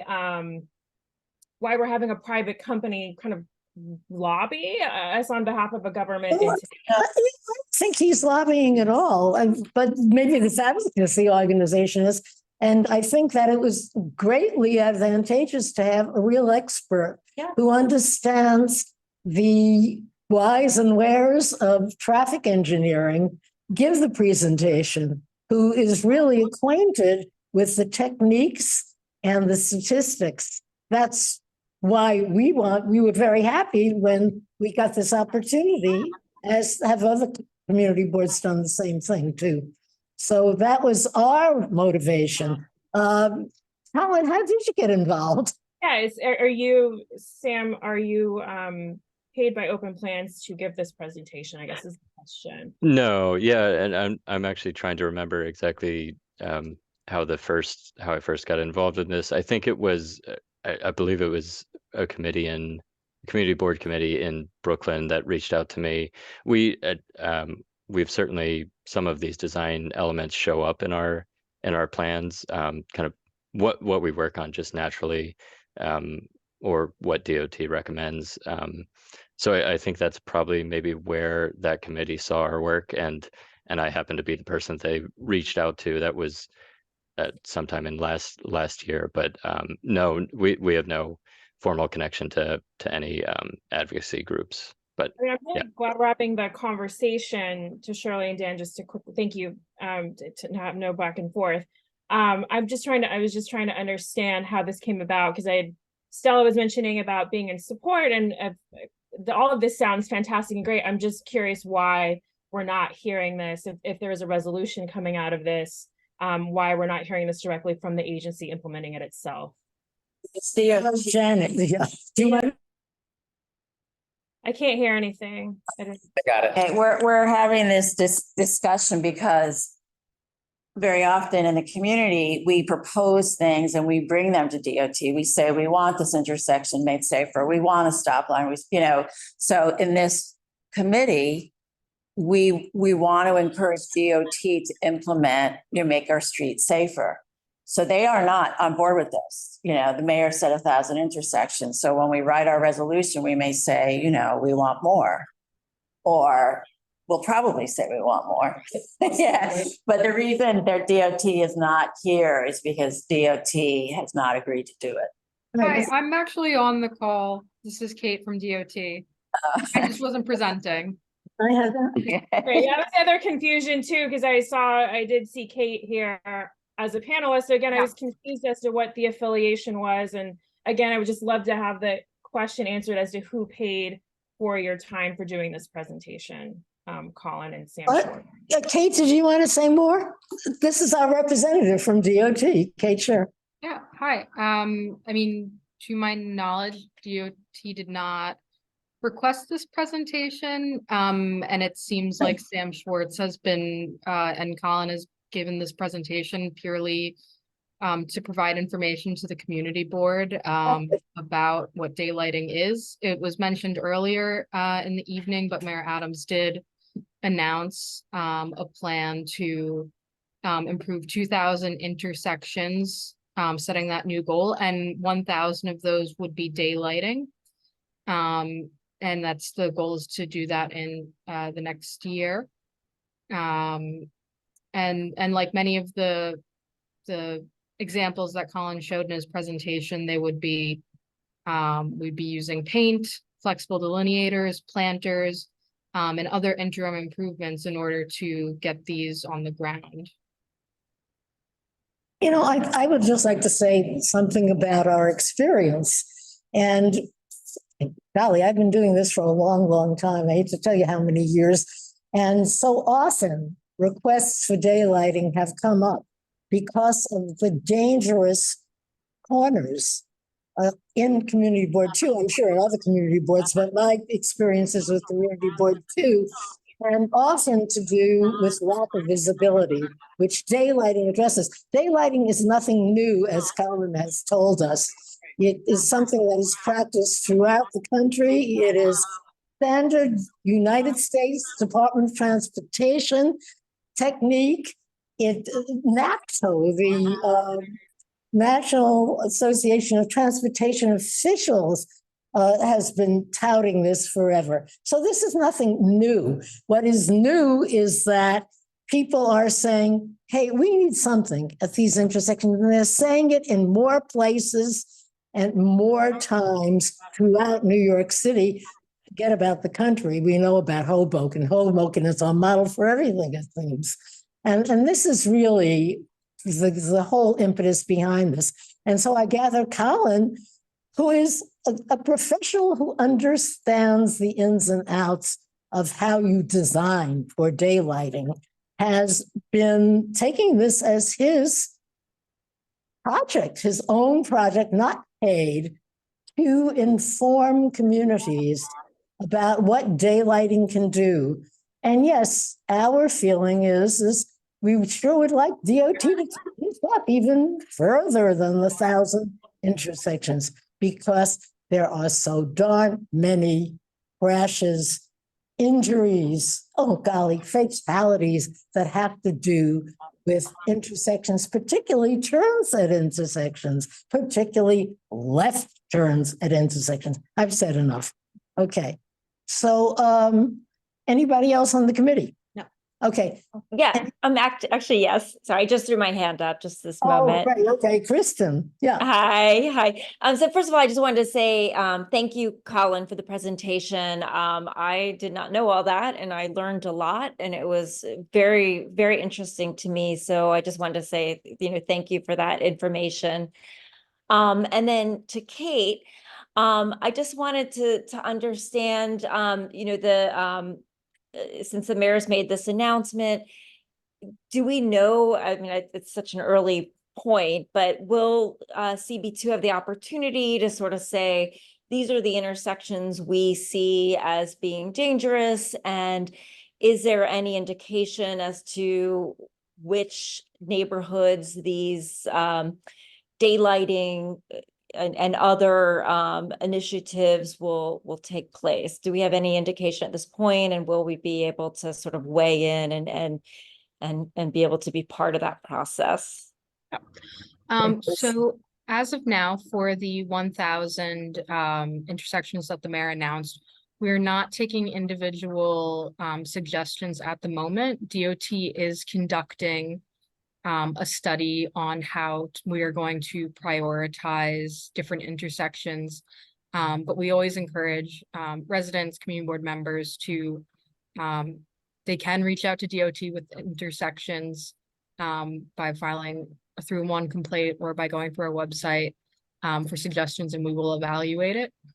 But as of now, for the 1,000 announcement, we're not able to take suggestions. Community Board 1 did pass a resolution where they included suggestions for areas they would like to be generally considered. So areas near schools, hospitals, libraries, that sort of thing, which I thought was a very good way to get around the fact that we're not taking the individual suggestions right now. Then to follow up, how are the specific locations then being determined? Is it through like data you have as far as previous crashes? I mean, what sorts of steps will you take to evaluate which intersections make the most sense? Yeah. So it will be data-based, crash data, speed data, pedestrian and bike data as well. That's primarily how we're going to just determine the locations. Great, thank you. Okay, anybody else? Got Laura Tannenbaum. You want me to have her unmute her? I will. Who is that? Laura Tannenbaum. Oh, Laura, so. Asking to unmute. I'm trying. I'm asking. There we go. I think we can hear her now if she speaks. Yeah, I'm here. You heard me? Yes. Yep, confirmation. Okay, thanks. As Shirley well knows, she and I have had conversations about daylighting for years. Millions.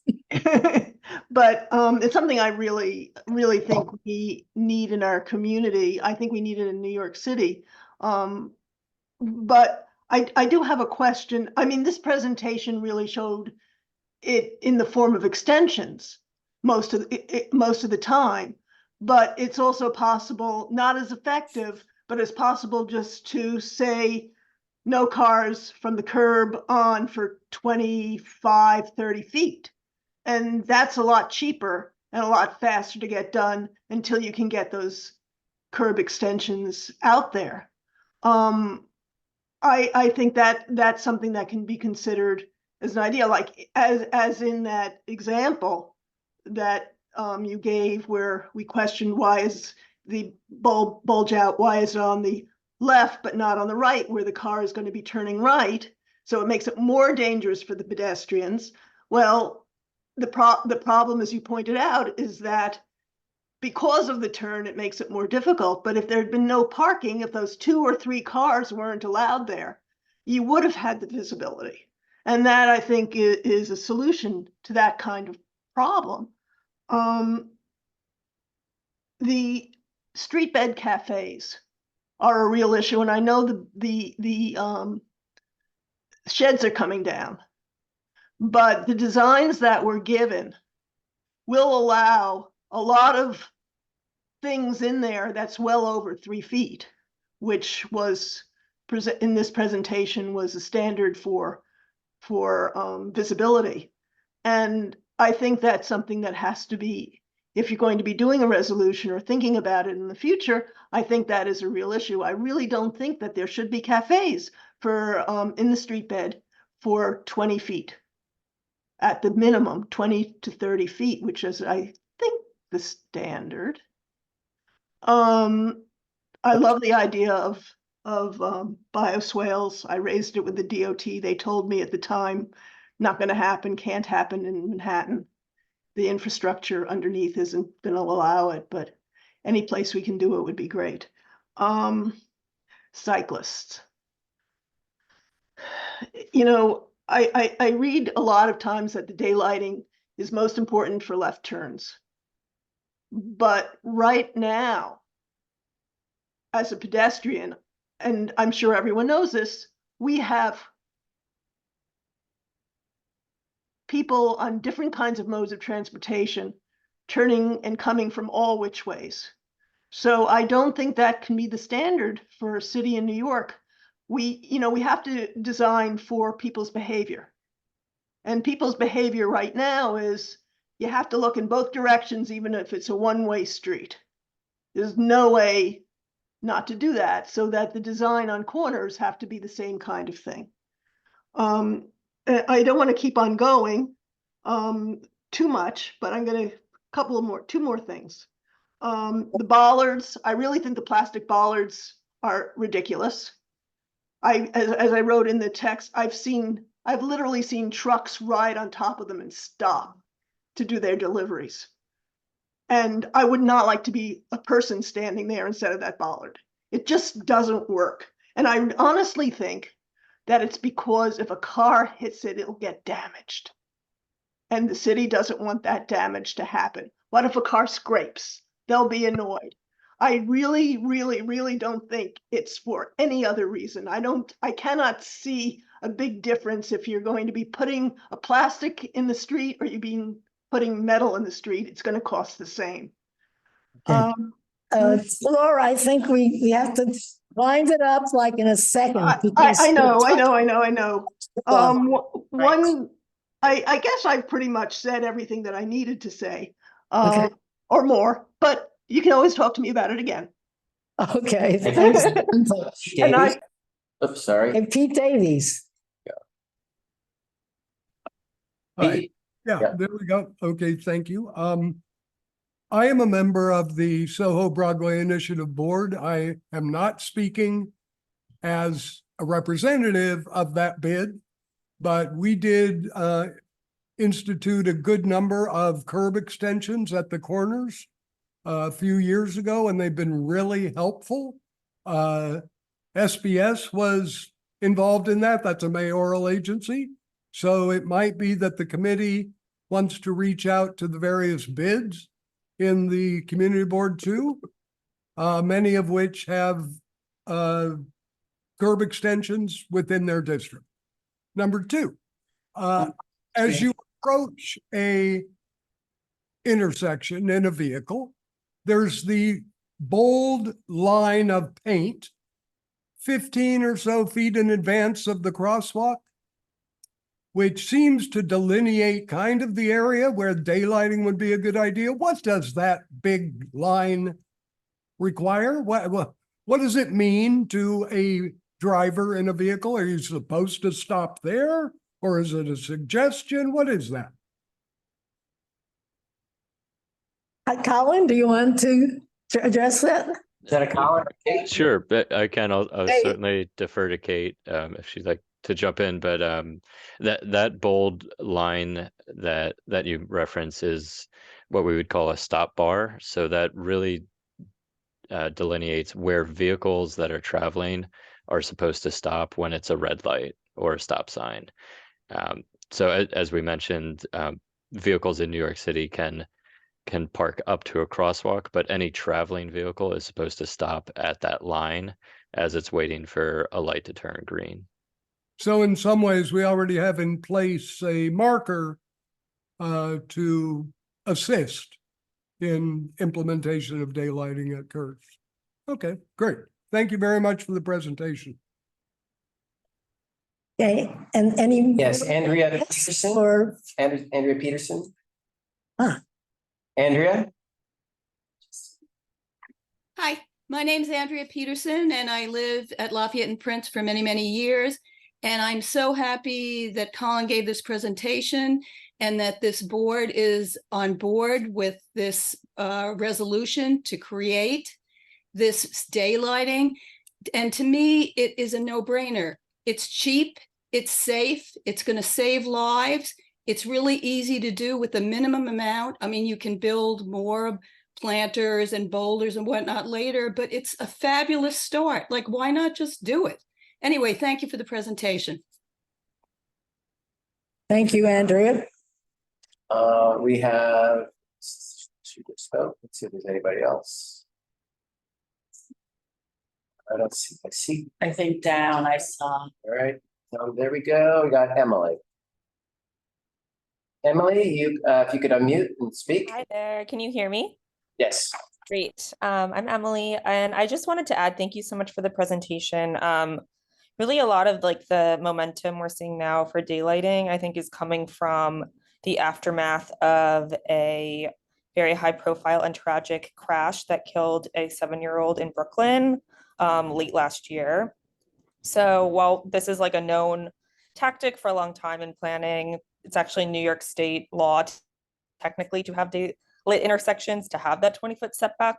I think a lot of the renewed energy for it now is really coming from that really horrible moment, highlighting especially the needs of young people in the city crossing streets. So I just sort of want to contextualize, like, why now? Why does it matter? And I also think the tie-in with some opportunities to see traffic reduced in the neighborhood coming with congestion pricing. This is just another way in the toolkit of many different ways we can use our streets better to have cars slowing down and to have these streets really work for communities. So I think the dual benefit you get here of just that extra space for bioswales, for planters, for safety, for visibility, for just having a little more room on those sidewalks, and just the real physical interventions of making cars slow down and behave differently creates a much more holistic and systemic streetscape. And I just want to make one more point about why everywhere matters, not just one intersection. But when you see this everywhere, it just creates a standard of behavior and it creates a sense of knowing how to use the street well. So while it might seem like a lot to do at once and everywhere seems like a big ask, when you have it everywhere, people know how to use these intersections well, and it makes the experience much more seamless. So, and I put it in the chat earlier, but Third Avenue just did a really great example of daylighting. DOT completed that at the end of last year. So thank you for making that happen. Kate, you can tell your office we love it. But it's really amazing to see in that example how there just really is a lot of room separating cyclists from pedestrians in wide enough lanes for everyone. So when we're worried about not only visibility, but everyone having enough room, making that standardization and having those separations does have a lot of impact, not only in keeping people where they need to be, but just having that perception of the street feel more seamless. So that's all I'll say tonight, but thank you for the presentation, Colin. And it was really great to hear everyone's thoughts on this. Emily, can you remind us again who you're with? Because you're so educated on this. Sorry, I should have said before, I'm with Transportation Alternatives. We are supportive of daylighting. And if you want some help working through the data to prioritize intersections, we're happy to help you out with that. A few other community boards around the city are doing similar work. And I think having collaboration there is great. So not a lobbyist. Thank you, Darlene, but thank you so much again. And I will mute now. On my advisory council too. Thank you, Emily. Anybody else? I don't see anyone else. Okay, I think we finally got through it. Okay, well, thank you again, Colin, for your presentation. Thank you, Kate, for sticking with us, Sarah, for giving us your input, and for everybody else for their input. And we're going to go into business session now. So you're all welcome to stick around. You can't talk. We're the only ones that can, but you sure are welcome to listen. And next opportunity will be at the full board meeting on February 22nd for you to give your input, and please do come. Okay, so back to MTA. First of all, That's the bus stop that they wanted on. Oh, new business. Great. No. Do you want to bring up new business? Well, new business only means that we will put it on a future agenda, because anything we have has to have a public hearing. So if you'd like to mention it, I can write it down. Send us an email regarding the. Did you see my follow-up? I mean, we're going to have it at our next meeting, so we will be discussing it. No time frame. Tourist bus? I've sent it to you. DOT is giving us an extension. To my computer all day long. Unfortunately. We'll hear the details. Yes, because yes, we asked for an extension. They're giving us an extension. Thank you so much. Hear it in March about the tourist bus on West Street. Yes, thank you. Mark, I will need that, right? Right back to you. Oh, okay, thank you. Okay, so let's get back to, oh dear, the elevator and escalator repairs. And, you know, the first thing that occurs to me is that thing that Lois said about the shuttle buses, because New York City Transit has used shuttle buses before to transport people. So would everyone agree to that you would need shuttle? We could ask for it. Accessorize. So where does accessorize? Can you increase accessorize? Because it's already a system. But not everyone's right. You know, first of all, City Transit actually. Question, I don't know. New York City Transit actually in past examples that have come before the community board has used shuttle buses to fill in when there hasn't been regular transit access. So, yeah, sorry, Dan, go ahead.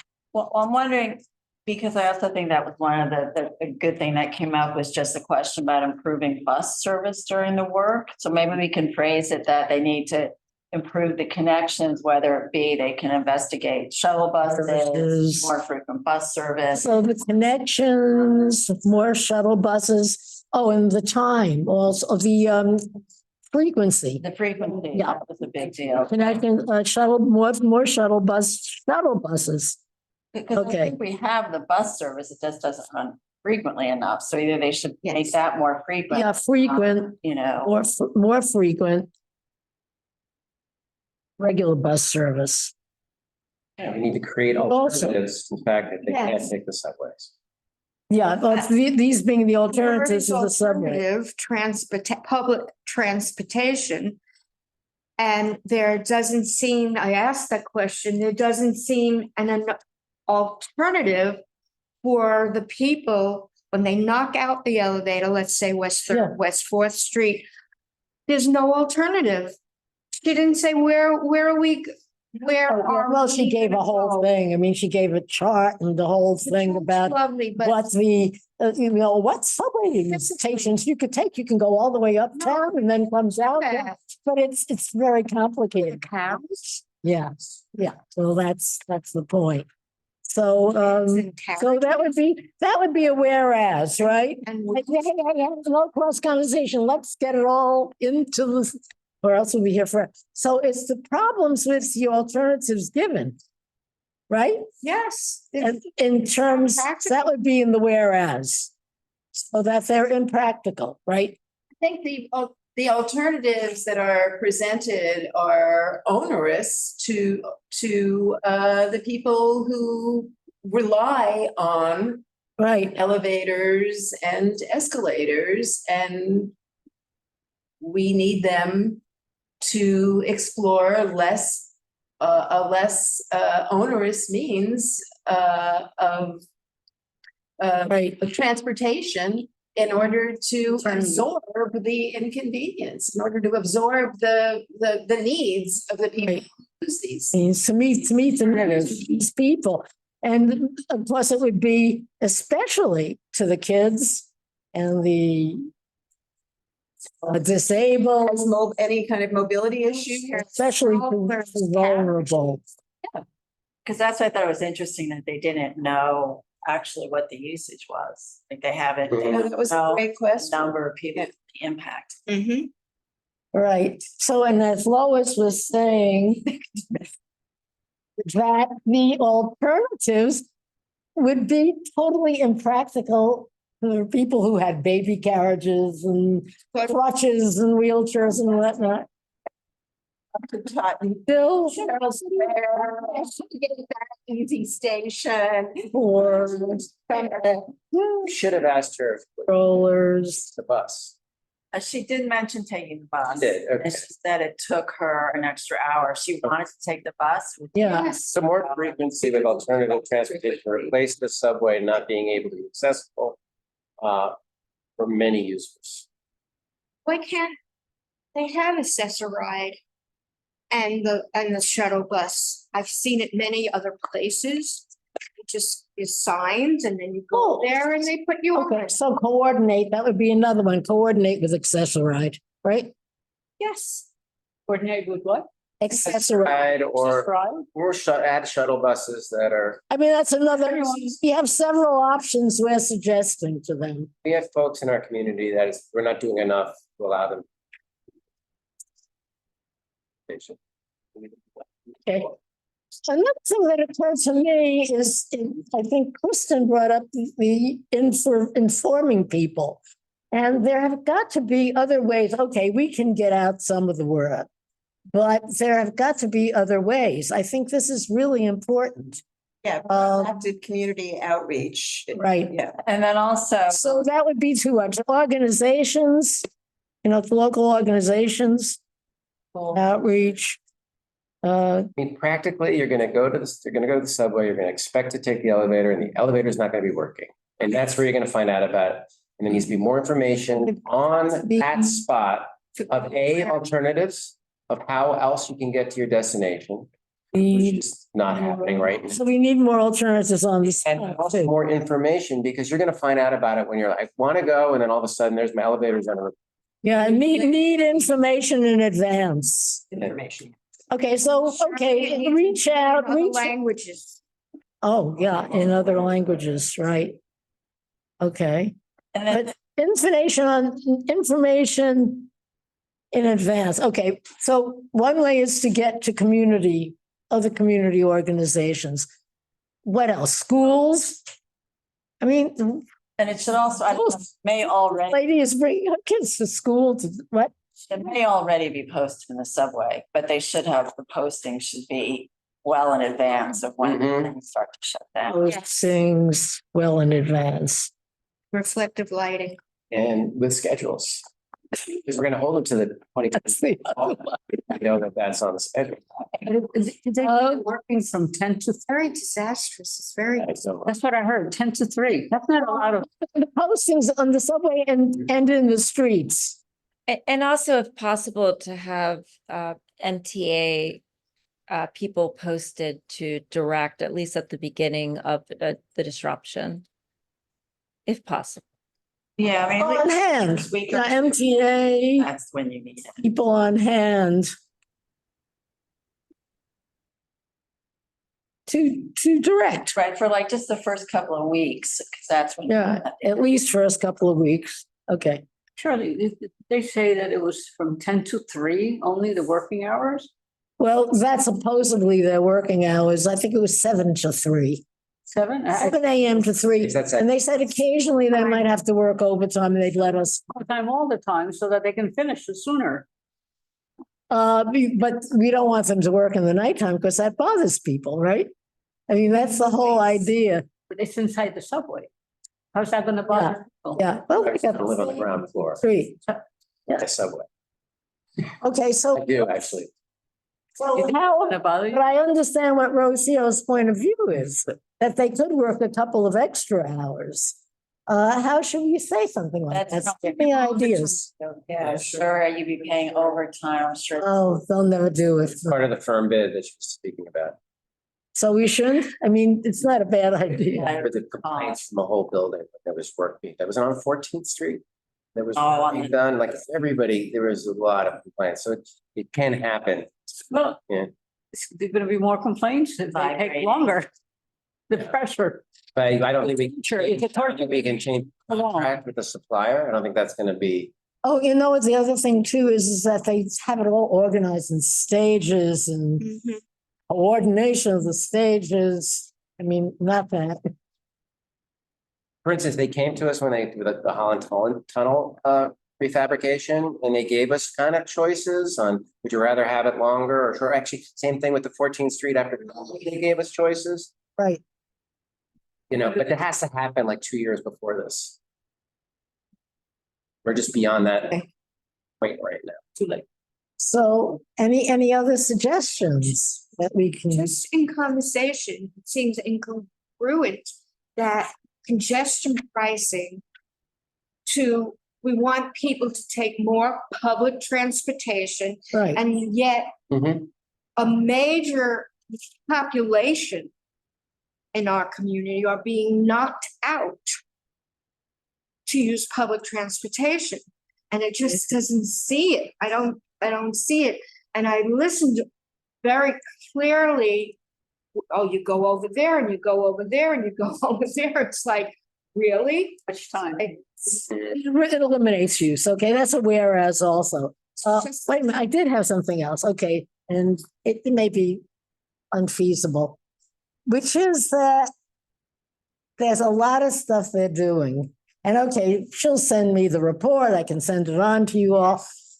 But the public needs, I think, written material. And somebody pointed out, maybe it was you, that not everybody is technologically efficient to access their website. Exactly. So should we be having some kind of written material to hand out. Yeah, when I mentioned that to her, she said, "Oh yeah, maybe we should print some stuff." Right. Oh, okay, so written material, handouts. I mean, and I'll put this in the resolution and then you all can, massage it to the way that should be. But yeah, you had said it, right? I knew I had heard it someplace. So written material handouts important. And it is, yeah. Like for both those who are, those who aren't technologically efficient and those who are. You know, many caretakers are not, and they tow kids in carriages and strollers and other kids. And it's like, how are they going to get to school? Yeah, so the written material, the handouts could be to distribute. Go on street. Yeah, Post, yeah, to distribute and post, both. And again, it would be like to distribute, I guess, to organizations that can Yes. share it. And, you know, Forbes. schools. And also post, yeah, like schools, right? Outreach.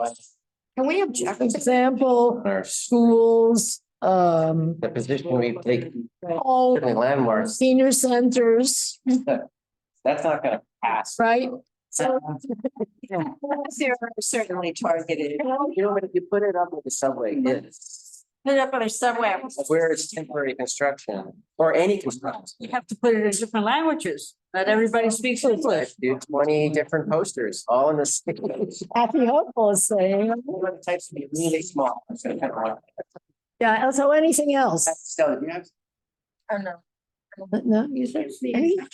Okay, so, you know, I know what the whereases are. We know we said it and I took notes and it's going to be recorded anyhow. So I know our whereases and we've got a lot of resolve. And if you think of anything else in the resolve before I get this stuff to you, let me know, or else slip it in when I send it. Okay. Get just a couple of languages. Oh, yeah, I put that down already. I just want to say, I probably won't vote for like putting signs up all over the place. Yeah, I just think that our streets are better when they're clean, but that we should be strategically put signs up where it doesn't interfere with. How does everybody else feel about that? Totally agree. I mean, as long as the subways have, the entrances have many signs advertising Yeah. McDonald's, Signage. hey, whatever it is. Yeah. There you go. That replace advertising with. So for example, in subways, and where else? Or even on those areas that they the informational kiosks, right? Yes. Yes. Informational kiosks. They could have, the digital thing.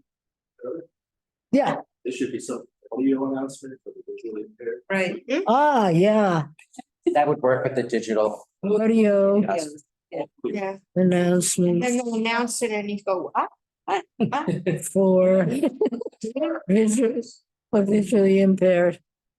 So where would that come on? Well, in the station itself. Oh, in the Yeah, station itself.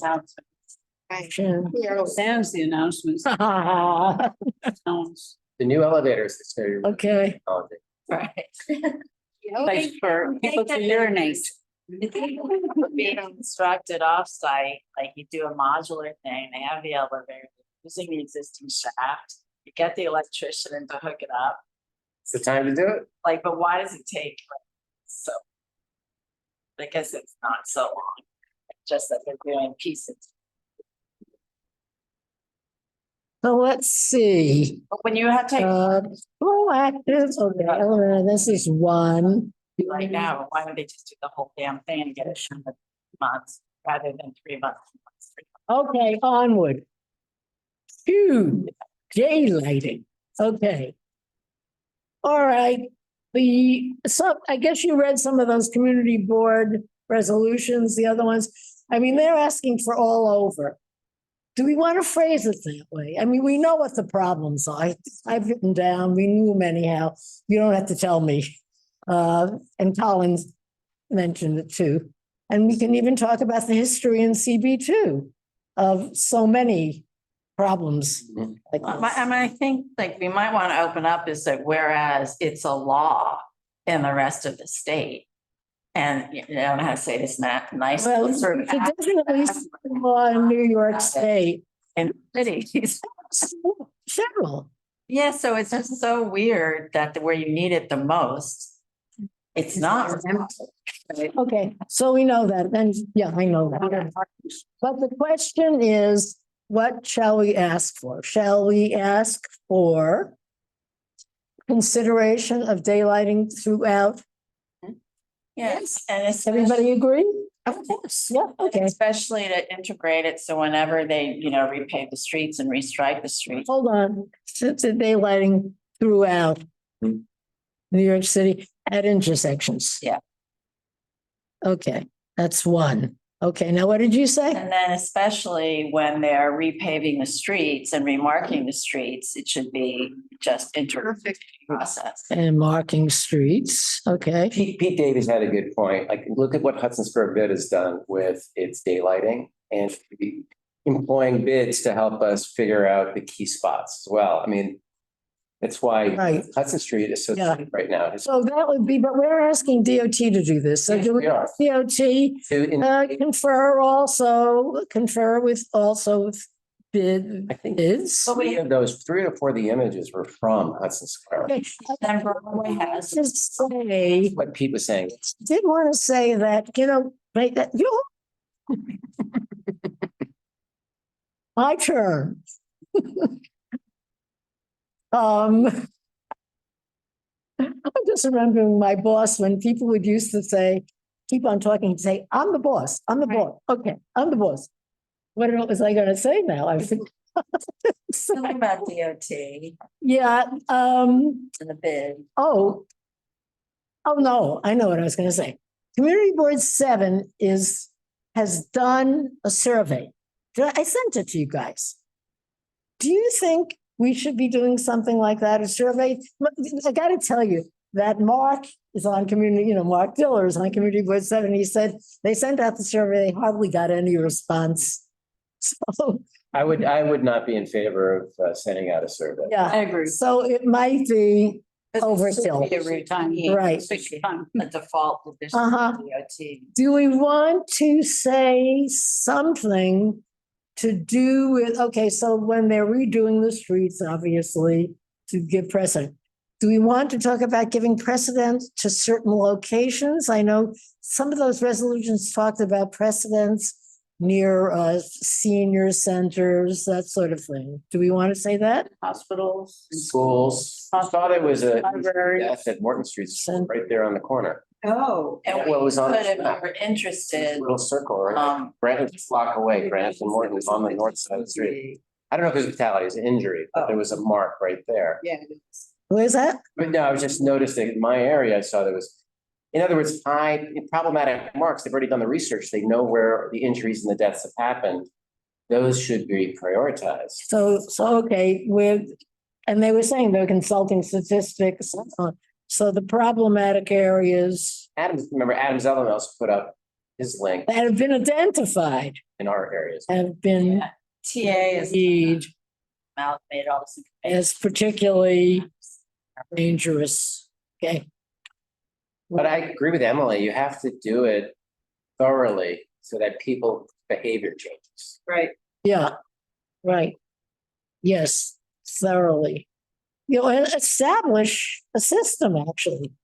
Establish a system. Wouldn't that be really what it is? Okay, so we will say, give precedence to certain areas, particularly the ones that have already been identified as particularly dangerous and from statistics and studies. 8th Street has that, right? 8th Street Yeah, and all of 6th 8th Avenue. Street has. 8th Street and 6th Avenue. Which 8th Street? 8th Street and 6th Avenue, they have that. Oh, God. 6th Avenue really does too. Geometry should be changed there. We've been asking for that for years, because it's much too wide and intersection. Yeah. 5th Avenue, because of the bike lane, you have the bump. It's virtually a bump out because you stand right there. Yeah. And I don't know what we're calling them these days. Are we calling them sheds? Are we calling them shacks? Are we calling them dining in the street? I think But they do have to be eliminated. I think we have to say that. I think it's in the new rule. It's already. That they can. It's worth repeating, right? Eliminate sheds from corners. Down anyway, very soon. Okay, well, should we put it in anyhow? Yes. What the heck? Okay, did I hear enforcement? I think we need self-enforcement. Have to enforce and fine. Do we have a deadline? Do you know the deadline for when they have to be removed? I think it's In the summer, right? I think it's November 24. Yeah, Okay, so there's some time. yeah, it's a long time. Yeah. And maybe it doesn't belong. Oh, hey, Valerie, yeah, give us input on that one. Yeah, I believe it's within 30 or 60 days of putting in their application, they have to comply with the new regulations. It's like 30 to 60 days. I've got the number. The new regulations. So we should probably not bother to say our own. And you have to renew. I mean, what's your feeling on that? You think that we should say that anyhow? Because that's a daylighting, obviously, move. I wasn't weighing in on whether or not you should or not. I was more just saying that once the application portal for the Dining Out NYC, the permanent program opens, Right. once eating or drinking establishment puts in their application, then they have to comply within the 30, it's like 30 or 60 days. I've got it. I'll put it in the chat, but Right. that's So then I mean, it's already. Okay. I don't see a downside in being redundant here because, I don't think any of us, maybe Rocio because of your professional life, but for the rest of us, I don't think we're conversant enough in the details of this program to know if there might be some carve outs within. Or Cannot have one. do this in keeping with the new law. Val, what do you think? Valerie, you're there. We could say it that way, in keeping with the new law. How's that? No reason not to add as a response. Always put it. Make surely on the, there's somebody around here that come down that are right up. Add public, that's why I think redundancy. Information, a newsletter, enforcement, I would. Oh, and also. Not need to be redundant. Right. The lack of enforcement, they Yeah, box it and off hub. to be redundant. I think Visual. there is any lack of enforcement. And we So- do want to say also, do we want to talk about this? Public visuals You know, a lot of in news. Yeah. Big item for me, because otherwise they're used for, You know, when I send it around. It's in my head. you shouldn't even, I don't quite like the Hoboken ones, like. The reality is But there's no restaurant there anymore. delivery trucks use them to That's- so it's not stop the- it's for the 5 to big 10 book. minutes all the time. So we need to have a barrier that makes it possible for cars to use it as a resting spot. Oh, the barriers are really important. And it's not that expensive, say, to put in a planter. This doesn't mean that you're building up the curb. I mean, that's the ultimate goal, is to build the curb up. But you don't have to, I mean, somebody was saying you don't even really need, I think Laura was saying, you probably don't even need a sidewalk extension. It's good, but you could put in an obstacle. Granite blocks. Years ago, came to us with motorcycle parking. They said, say, could we park our motorcycles there? So, parking motorcycles would be okay because they're about 3 feet high. We don't have to mention that. But I'm saying, there are many times as example, bike parking, something. I mean, there are all kinds of things. Yeah. Important, those little flexi.